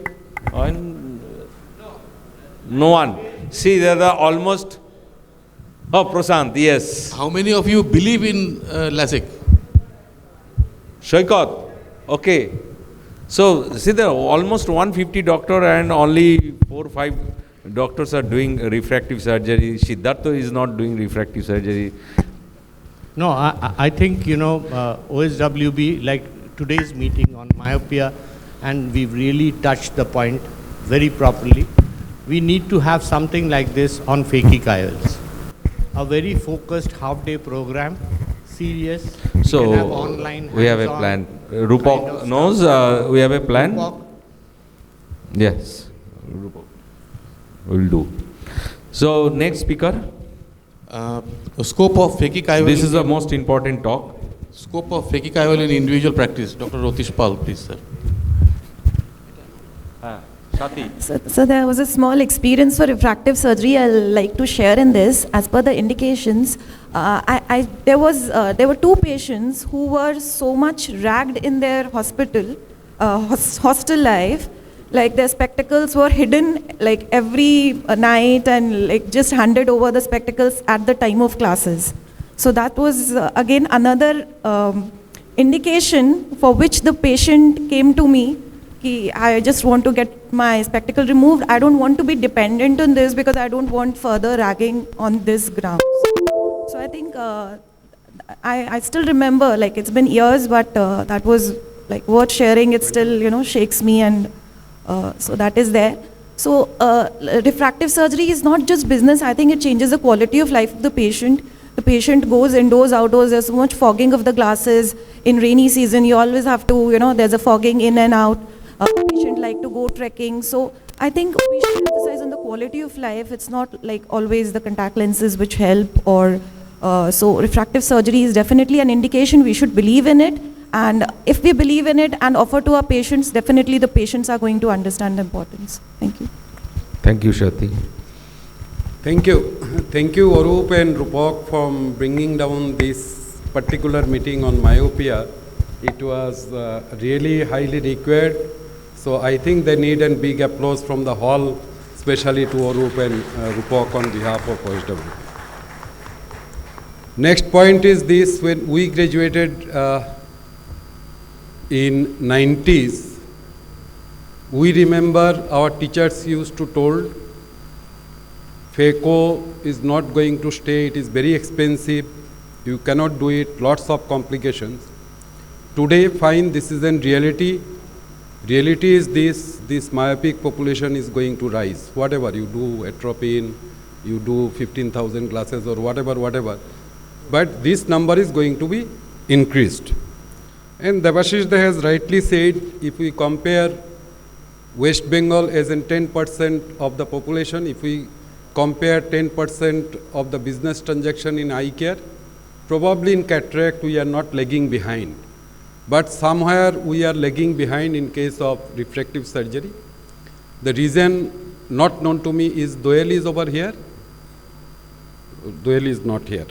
So anyway, this is a slide is typical when a patient expresses the desire that I want to go for a kind of refractive surgery, putting an implant inside my eye instead of putting an glass or a contact lens outside, something like this.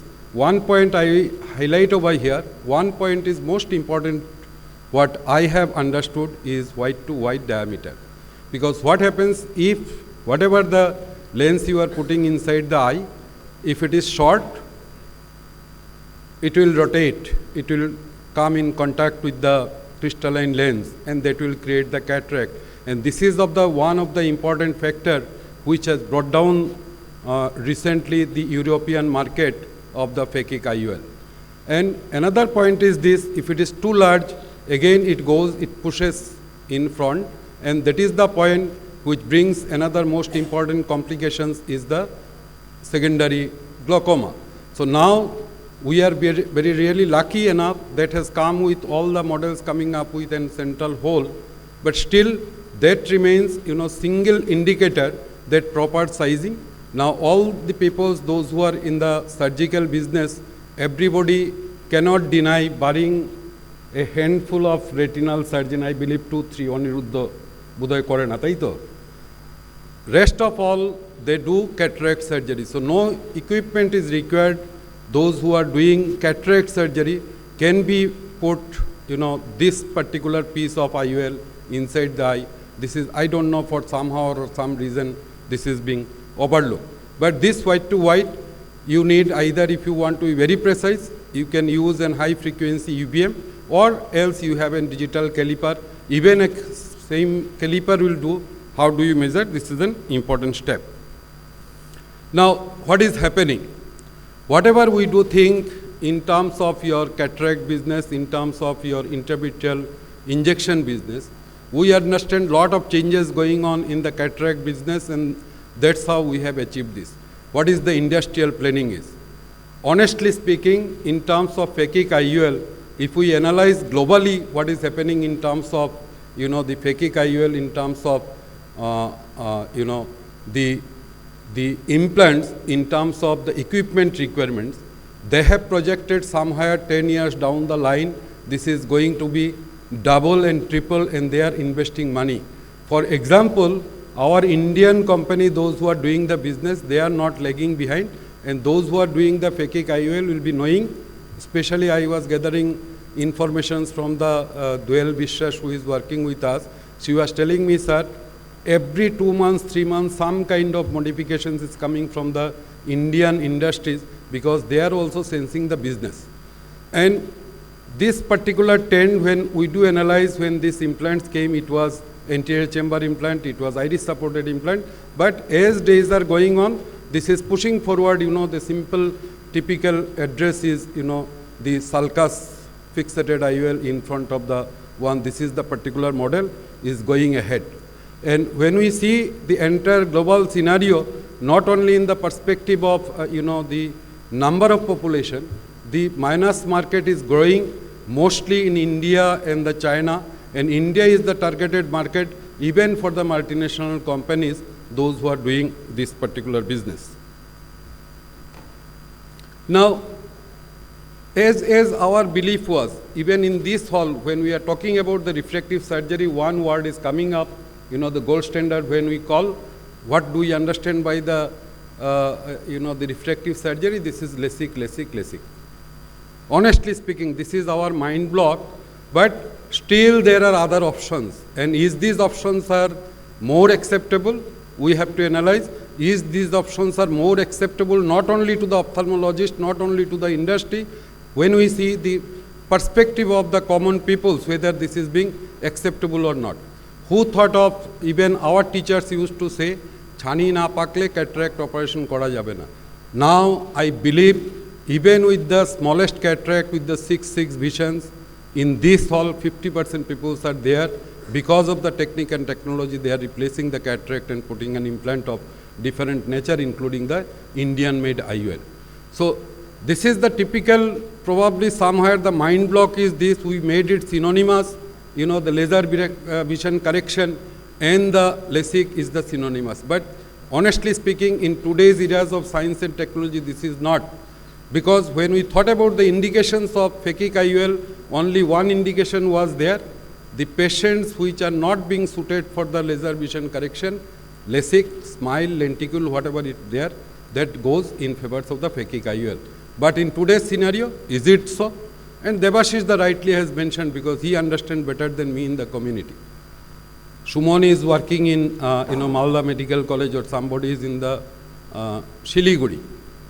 May not be able to travel the patient to any place, those who are having femto and the other eczema laser. But this is very much possible to do either in the remotest place who is practicing cataract. In your place, you can do it. You don't need to transfer the patient, or your doctors need not to be, come to Kolkata or where the centers is for a higher investment. I am not against it. If the patient accepts, if the doctor is motivated. Now, how far we are motivated, that is the same options, and to some extent, whatever the studies goes, probably it is a better option, this phakic IOL, rather than laser vision correction. Why? The reason is this: when we see the acuity, when we see the contrast, there are so many papers it shows the phakic IOL gives a better result. When it comes of safety, I will be coming a little bit later on what about the safety point of it. Another most important part is this: it is reversible. Another most important part is this: whenever there is something in corneal anomaly, probably there is in limitations of the laser vision correction. But if an keratoconus, stable keratoconus patient, if an post-keratoplasty patient, really we all can go for an phakic IOL. And this is a reversible one. If something happens, I can take out this IOL, I can replace it, I can exchange it, or if I need laser on to put in laser applications, I can put the laser application. This particular type of advantage is over there. So this is an expansion into it. And of course, today's era is basically when we see the advanced technology IOL is growing more. So all these options are there: toric, presbyopic, and some extent you won't believe the people are practicing in this. People had a single monofocal IOL, the cataract operation, this piggyback IOL. So this is coming up as a good options. That patient did the cataract surgery, patient is not very happy, he wants a presbyopic corrections, or he wants a toric correction. This is very much feasible nowadays technology. Even in the Indian technology, this is very much feasible. And of course, this is reversible one. Now, what is the roadblock? Now, if we study what was the roadblock, was this: whenever a science develops, the main roadblock was corneal decompensation, complications, secondary glaucoma, cataract. So these were because of the typical methodology, and so many complications was related to this particular IOL touching inside and virgin eye and loading, especially in case of, because these are very thin lenses. So now, as the time progresses, I mentioned in the earlier one, the simple indicator is the typical white to white diameter, and the complications is a negligible one. Rather, it is less than cataract, probably if we do in an, say,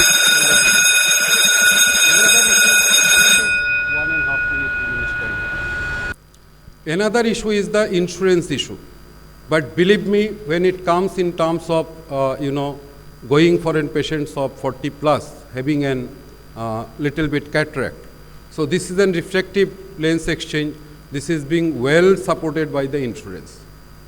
Apart from that, some of the policies are coming up with the PSUs and the private insurance and some of the corporate insurances, which now earmark that this is, yes, you can reimburse through the insurance. And of course, one issue was there, especially with the ICL, that company that, the component which was very much popular in the globally, that some porcine polymer was there. So there was a little bit polymer issue, religious issue, because, probably that was being marketed, but in case of the Indian product, this issue is no more there. So now if we go on safe, evaluating this is really a safe procedure. This is unpredictable, and definitely it is not the indication that which patients are not fitted for, laser. we can have an enough range of doing this kind of surgery, replacing, in some cases probably it is better than your laser vision correction. One issue is the IOL and the delivery system. So if I come into this slide, Indian manufacturers are really into this business. The Appasamy by name of RIL, Care Group by IPCL, and Biotech by ICRIL. So one important issue was the cost factor. The cost has reduced by definitely 1/4 or cost issue? 20,000. So it was 80,000 versus, 80,000 versus the ICL was 80,000, 70,000. So what I mean to say, the cost is, and once we use more, that cost will come down. Another important complications was coming because of the loading one. So one is preloaded is coming one, and those who are doing cataract surgery, either with ourselves or our assistants are very much acquainted with the injecting system. So this is an added advantage. Insurance already I told you, and definitely all the companies, Indian companies, are giving up with the backup IOL. Still, what is the roadblock? Probably to me it appears mindset. Ami chani kati, kintu ami refractive IOL kori na. And rightly this indication shows how many people raise the hand when we say phakic IOL. But believe me, this is going to be the future after cataract surgery and intravitreal injection in coming 10, 20 years. If we do it or don't do it, the youngster is going to do it, and the community and the industry is going to force you. This is going, another opening, probably the most suitable opening that this is going for. For this, you have to spend some time, some training, and probably some investment. Investment is not the money investment.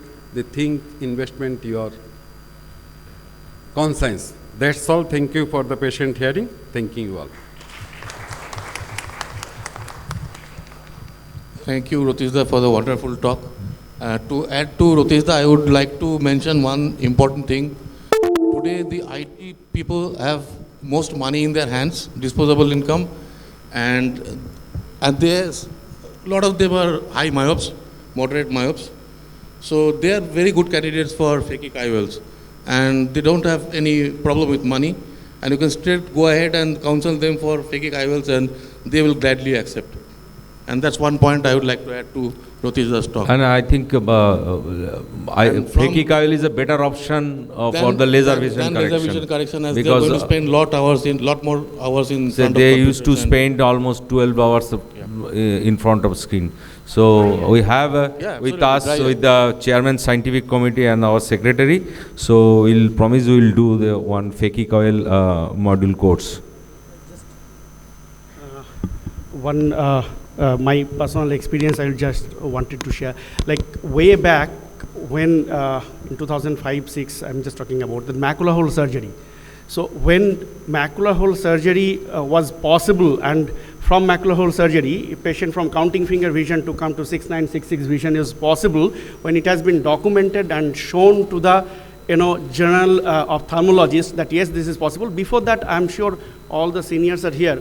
Then there was a belief that macular hole surgery, macular hole হচ্ছে operation করে আর খুব একটা কিছু লাভ হবে না, তুমি একটা চোখে ভালো দেখছো, এই চোখে 66 আছে, ওটাতে ছানি করিয়ে নাও, অন্য চোখটাতে কাউন্টিং ফিঙ্গার আছে, দুটো মিলিয়ে কাজ চলে যাবে.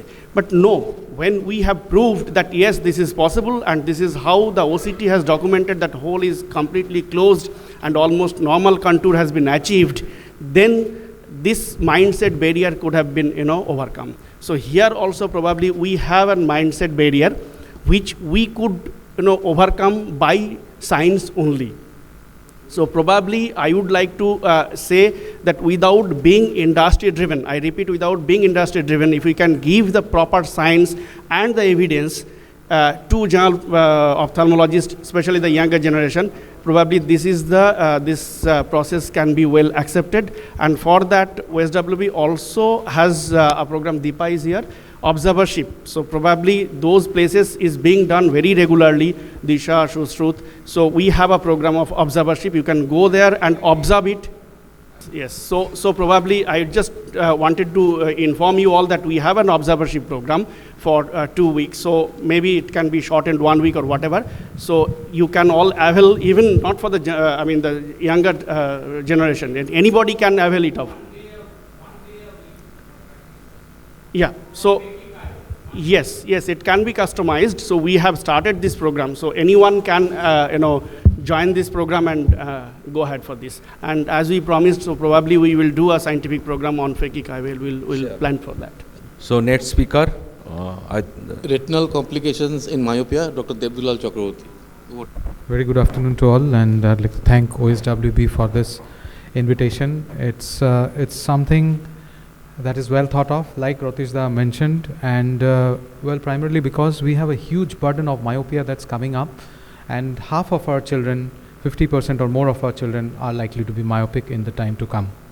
So I'll be walking you through these issues that we commonly find with myopia and retina, and what we all understand and know is that high myopia is characterized by axial length elongation, and therein lies the problem of the retinal problems and the choroidal problems. So first things first, we'll be talking about peripheral lesions in myopic eyes.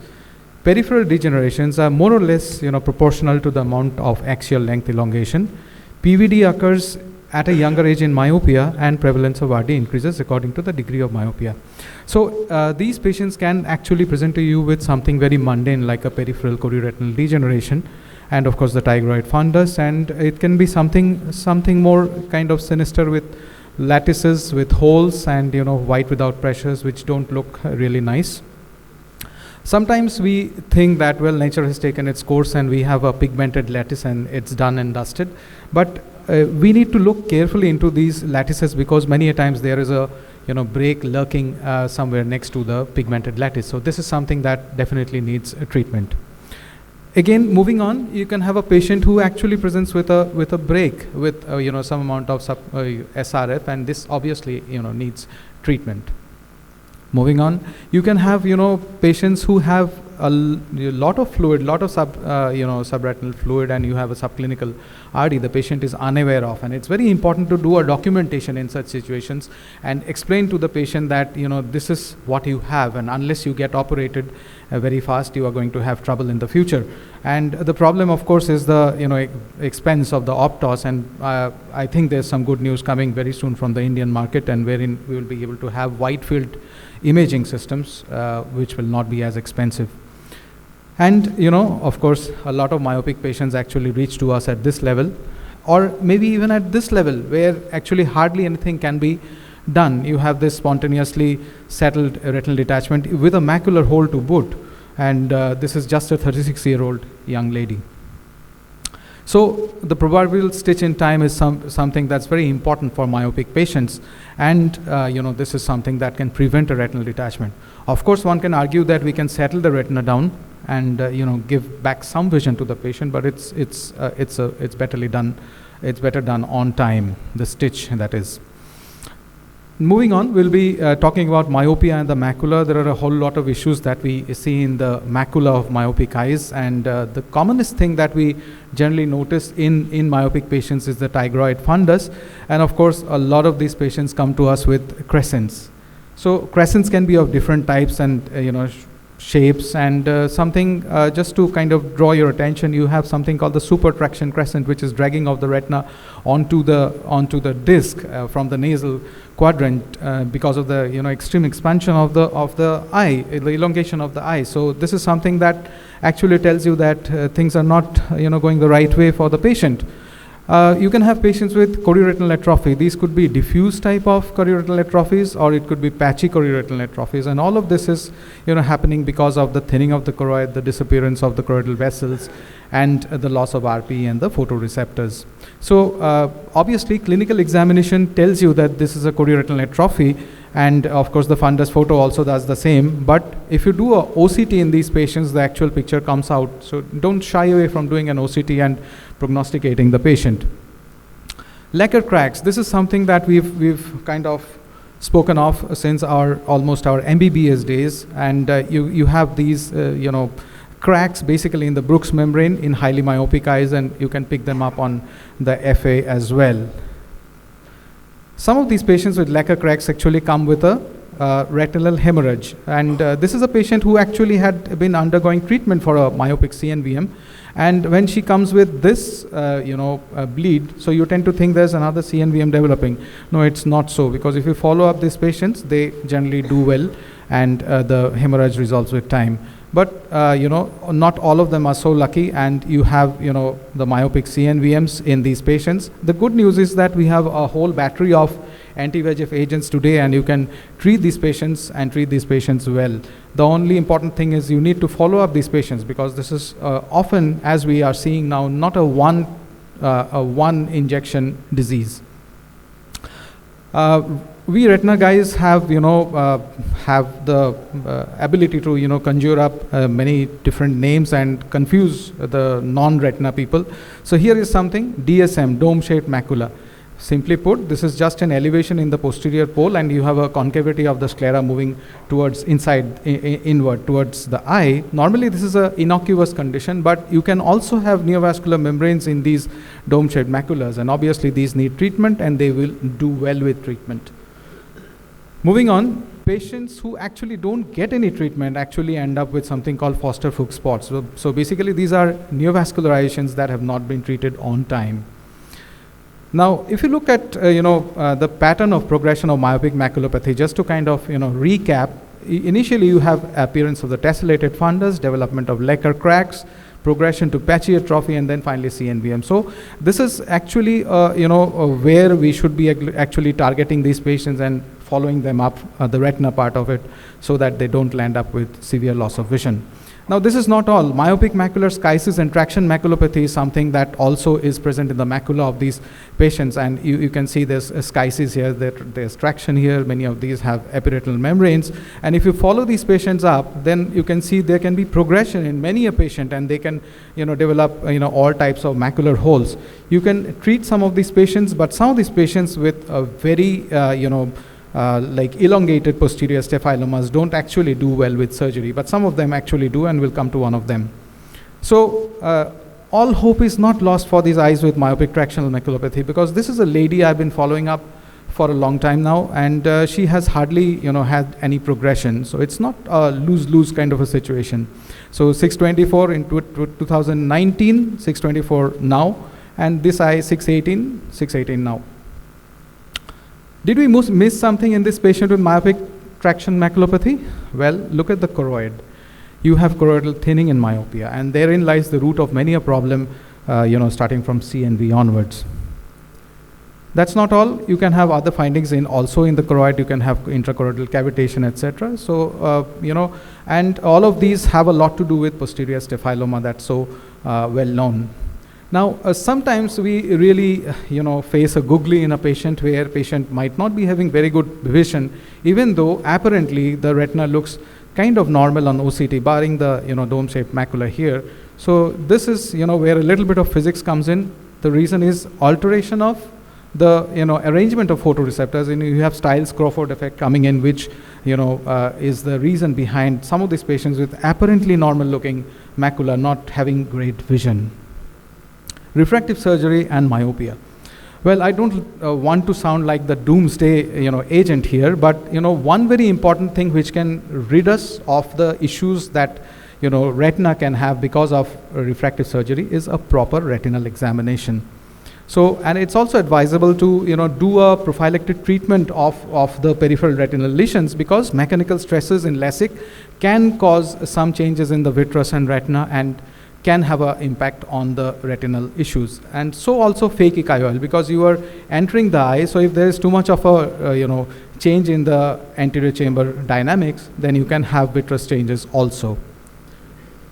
So previously we used to do a lot of cataract surgery in the 90s, mostly for high myopia, and also we still do cataract surgery in elderly patients who have cataract in high myopia. So these are patients who need a watch, and many of them can have retinal detachments. So these obviously need treatment. So here's a patient who had undergone LASIK and had come with this decreased vision. And you can see there's a macular hole and there's a macular detachment here. So all hope is not lost for these kind of patients. That's the OCT. And this is 4 weeks post-op, vision slightly improved. 636 is not great by refractive standards, but you can see the hole is closed and you have the SRF, little bit of SRF there, and this is what happens by 3 months. 618 vision, which for us retina guys is awesome, and the hole is nice and closed. But there's no, everything is not dark as far as refractive surgery goes, and with the SMILE technique, there are reports that there are very few issues as far as the retina goes. So to conclude, a myopic eye needs careful evaluation of the retina, and thereby you can prevent a lot of morbidity that is commonly associated with myopia and retina. Thank you all for your kind attention.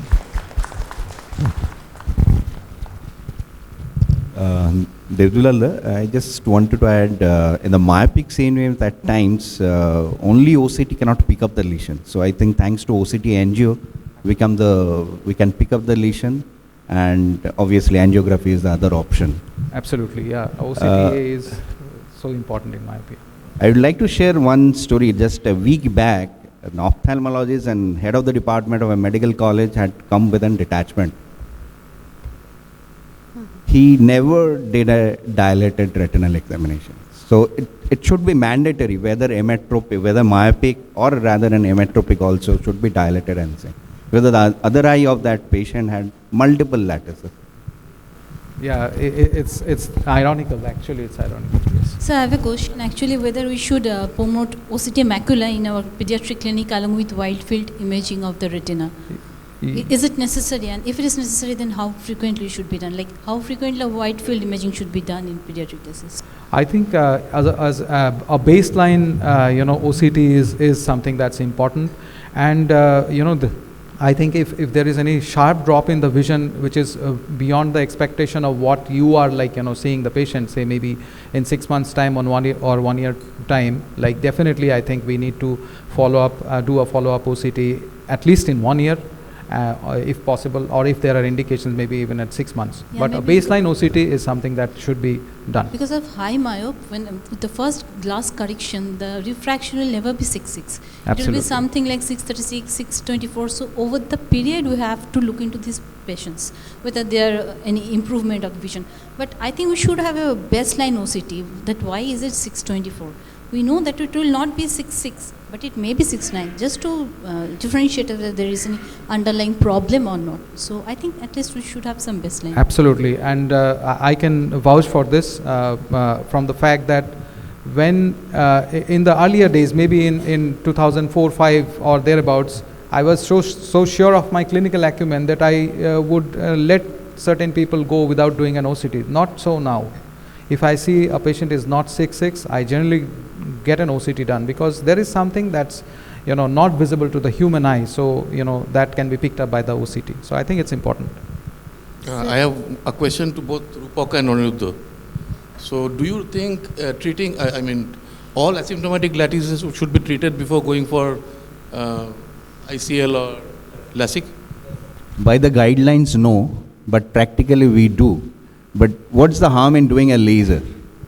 Though it sometimes delays the patient's recovery and the... Laser, why will it delay the recovery? LASIK done. Time. See, that's a major issue. If I can just chip in here, I think IGO has come up with, IGO has a article by Ramesh Venkatesh, which actually mandates lattice degeneration to be lasered.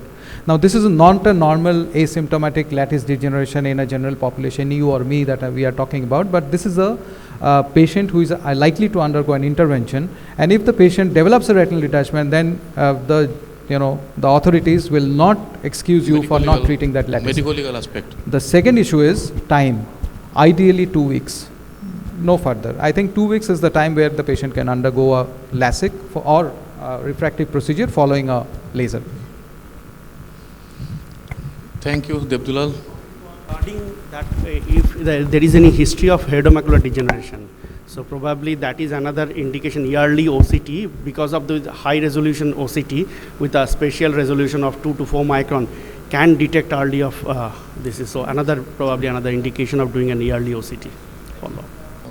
A very good afternoon to the house. After we are loaded with so much of knowledge about myopia from our esteemed speakers.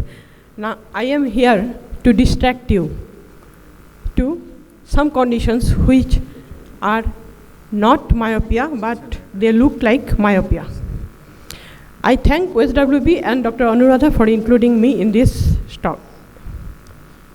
I have no financial interest in this presentation. So myopia, though it is a refractive error, it has a spectrum of clinical manifestations. There are many interesting conditions mimicking each of those different clinical manifestations. So I will have a comprehensive look to it. Now the conditions which mimic myopia optically are, first one, this is a very interesting case. A 9-year-old girl came suddenly with dimness of vision for 15 days for distance. Now the uncorrected visual acuity was 6/60 in both eyes, and BCVA was -3 to 4.25 spherical on dry refraction. That is, it was fluctuating. So my optometrist got confused and told, "Madam, it is coming like -3 sometimes and -4.5 sometimes, so I am confused." So I just did the retinoscopy, and I also found that that was a variable finding on retinoscopy. Then we went for cycloplegic refraction, as we do for all children routinely. So after that, it was 6/6 with plano lens. So we called the patient next day, and again on PMT the patient was having minus refraction. We went for accommodative facility. This was very less. It was less than 6 cycles per minute, and the patient was not being able to relax her accommodation. And NRA was less than 1.5, and PRA was more than -2.5 diopter. So we diagnosed it as a accommodative spasm or pseudomyopia.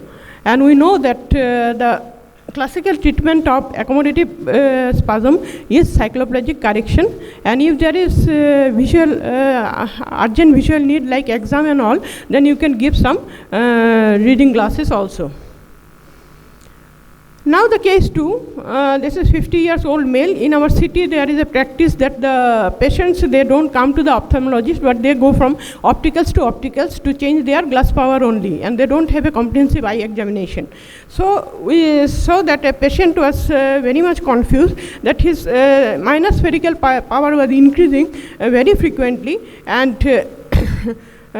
since last few months.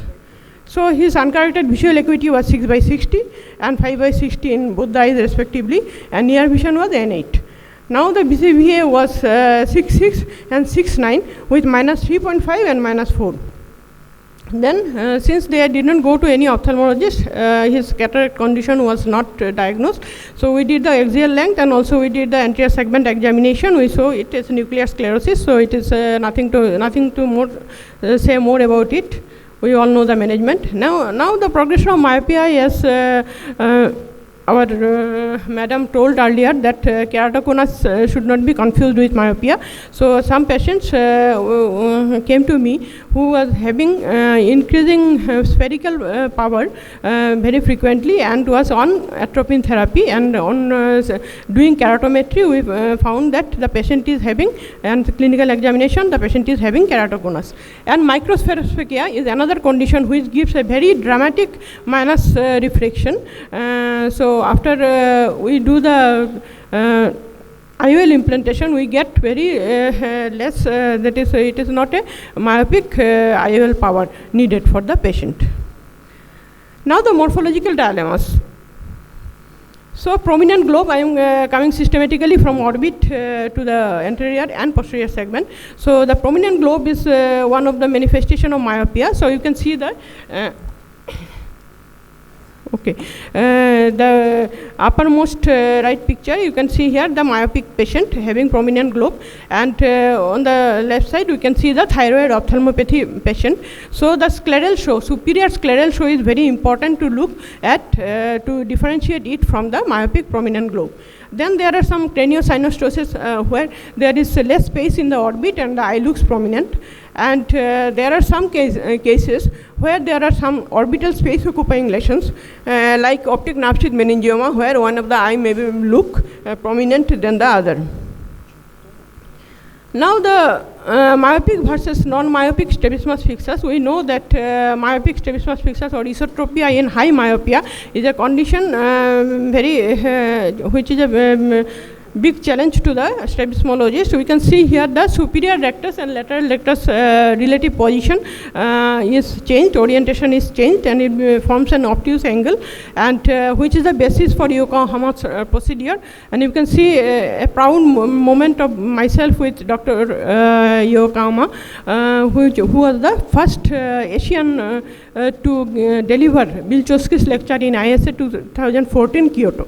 And the differential diagnosis of this myopic strabismus fixus is bilateral 6th nerve palsy.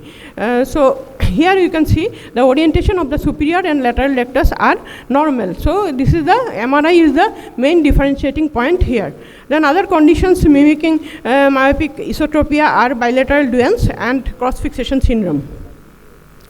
Now there is a big dilemma about the myopic disc and the glaucomatous disc. Here you can see on the right hand side you can see the picture of a oblique disc which looks like oblique insertion of myopic disc, but on doing the HFA we can find definite glaucomatous changes, whereas the other picture showing glaucoma like disc, but the HFA was completely normal.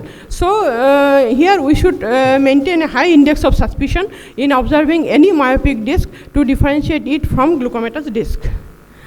Now the pathological myopia, these are mostly the retinal conditions. Dr. Devdulal has already discussed very vividly.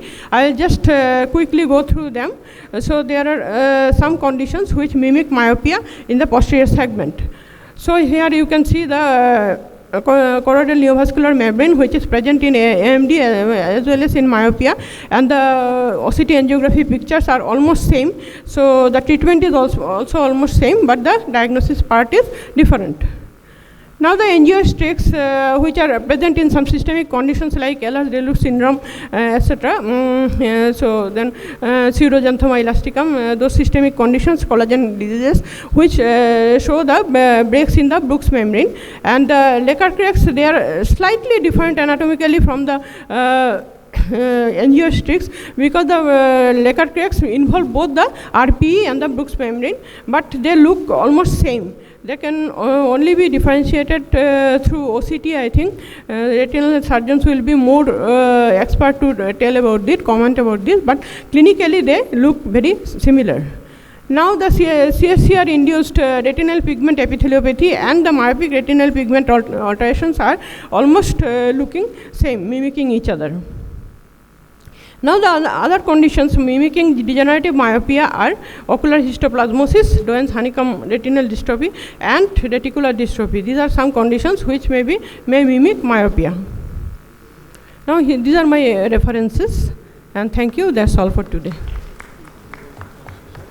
Two more important for aspects of pseudomyopia. One is your diabetes. Yes, yes. And second is your drug induced. Even the case of nuclear sclerosis I was shown, the patient was diabetic. Yes, so diabetes per se induce myopia. That's pseudomyopia, of course. And second is there are some drugs like your sulfonamides. Yes. Acetazolamide. Yes, yes. And topiramate. So these are the things to be remembered. They also suddenly comes they to also your clinic. manifest as So these are pseudomyopias. Once you withdraw, once you correct diabetes. To add on your presentation. Thank you, sir. Yeah. Any other question? Yeah, nice compilation of cases. Thank you, sir. Thank you, Dr. Chandni. Today's last speaker is Dr. Anuradha Chandra. She will be speaking on strabismus associated with myopia. Thank Over you, to OSWB, for giving me this opportunity. I would be taking a very short time. I know most of the people will not be interested in knowing about strabismus and myopia. But myopia can be present with strabismus, and there can be different presentations. You can have exotropia, you can have esotropia, you can have sensory strabismus, you can have myopia with ROP with strabismus, and there can be certain rare forms like strabismus fixus and exotropia hypotropia complex. So the most commonest presentation at our clinics would be a intermittent divergent squint, and these patients can be treated very well.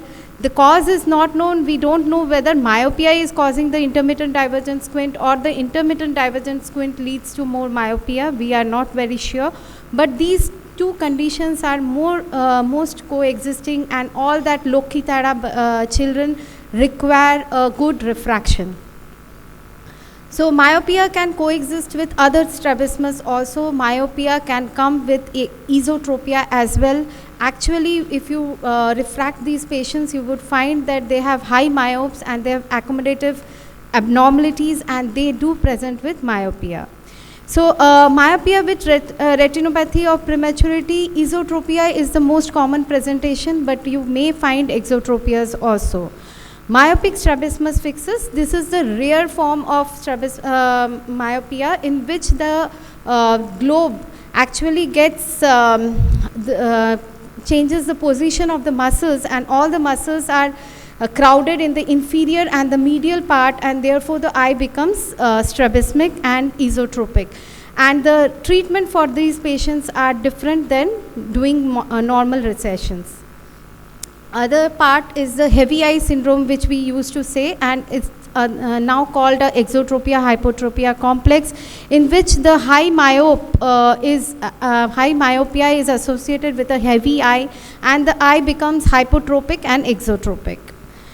So what are the management goals? We have to do a optical correction with proper cycloplegia. We have to take accurate measurements with and without glasses for distance, for near, and we have to do a very good binocularity evaluation before doing a surgical treatment. Often what we need to correct is for the prismatic effect of the myopic glasses, because high myopes have a prismatic effect because of the glasses, and for this there are many nomograms which will help you to give a accurate surgical correction to these patients. There are many surgical treatments which are required for certain rare forms of esotropia, strabismic fixus. This is a patient who came all the way from Tripura, was suffering from strabismus fixus in both the eyes for last maybe all her life, and right now when she couldn't see because of the progressive myopia and strabismus, she had come for surgery. We have done one eye and the other eye is pending. So this is the patient who had the hypotropia exotropia complex, and what we did was a R&R with upshift, and now she is having good alignment. So in short, myopia and intermittent divergent squint is the most common presentation. You may find myopia with infantile esotropia and exotropia both. They will need optical correction and early surgical intervention. High myopes may have accommodative abnormalities, and therefore optical correction is very important. Taking into measurement the prismatic effects of glasses is important. My references, thank you. Thank you, Anuradha, for brief but nice presentation. So we come to the end of this session. Possibly the two most important messages that is, okay, Saurabh, there are some questions. Yeah, Anuradha, I have a question for intermittent divergence squint. Do you overcorrect minus? Sir, I don't overcorrect minus, but if the patient is like progressing and they want a temporary relief, maybe you can think of, but I personally don't do over minus glasses. There is a controversy about that. Yes. If you overcorrect, that patient is going to be more myopic. More myopic. So that's why I don't. Because you are giving a hyperopic There was a correction. teaching initially that if you overcorrect, you can control the strabismus. But now it is said that if you overcorrect, you are going to make the child more myopic. Yes. Intermittent divergent squint, as any treatment you do, there will be some recurrence. So there is no foolproof intermittent divergent treatment. Initially, there was induction of the convergence more because by overcorrection, but that induces more myopia afterwards. Yes, and The other thing is when you are doing intermittent divergent squint, sir would also say binocularity is very important. If you assess that the patient has good stereopsis, these patients will maintain their alignment later on also. Yeah, and if you end up overcorrecting them, you will make them monocular suppressors. So, Yes, you know, it's so very dicey to definitely operate. If there is weakness in the periphery, madam, Anuradha, Yes. hello. Sir. If there is some weakness in the periphery, Mhm. prior to straightening or later straightening the eye, you send to the VR people. Sir, I send before squint surgery. Okay, so I do get the retinal evaluation done, and if there is need for any barrage laser, it is done beforehand, and then I go for the squint surgery. One question. Recently, I had a patient with unilateral myopia of -13. Yes. And she was divergent. Mhm. And she wanted ICL to be done. Yes. So I gave a short trial of contact lens to see whether she can accept it or not. And she was complaining of diplopia. What to do in this case? Sir, so there is a high myopia from the very beginning. So both the eyes have been working as alternate suppression. When these patients are aligned, still they would have diplopia for some time. So you have to tell them before surgery that this is going to be there, and you have to get surgically corrected for the squint surgery, and maybe we have to do some binocular exercises to bring down the diplopia. I'll interrupt. There's a twist in the tail. What comes first? Because she has exodeviation with a -13 diopter spherical. So what comes first? We need to rehabilitate initially to see whether alignment, but once you rehabilitate, she has diplopia. So it's between us. I think measurement wise also you should get the optical correction first and then the... So optical, so the moment we've maybe we can give them a prism adaptation for like 2-3 months. 13. Yeah, With a prism 50 adaptation after 50 PD. 50 PD. It's quite gross. So yeah, but so the middle pathway that sir and myself we probably thought would be best is, and she's an anxious patient, so it makes things worse. So we said to try out a contact lens, and she's in the house, so she doesn't have outdoor activities. To be in the house for 2 weeks and then come up for a checkup to see to see the deviation, whether the deviation is persisting or she's maintaining, because diplopia, whether it's because of anisoconia or as it is blurry image because of exodeviation, that is debatable till we see. So such situations make...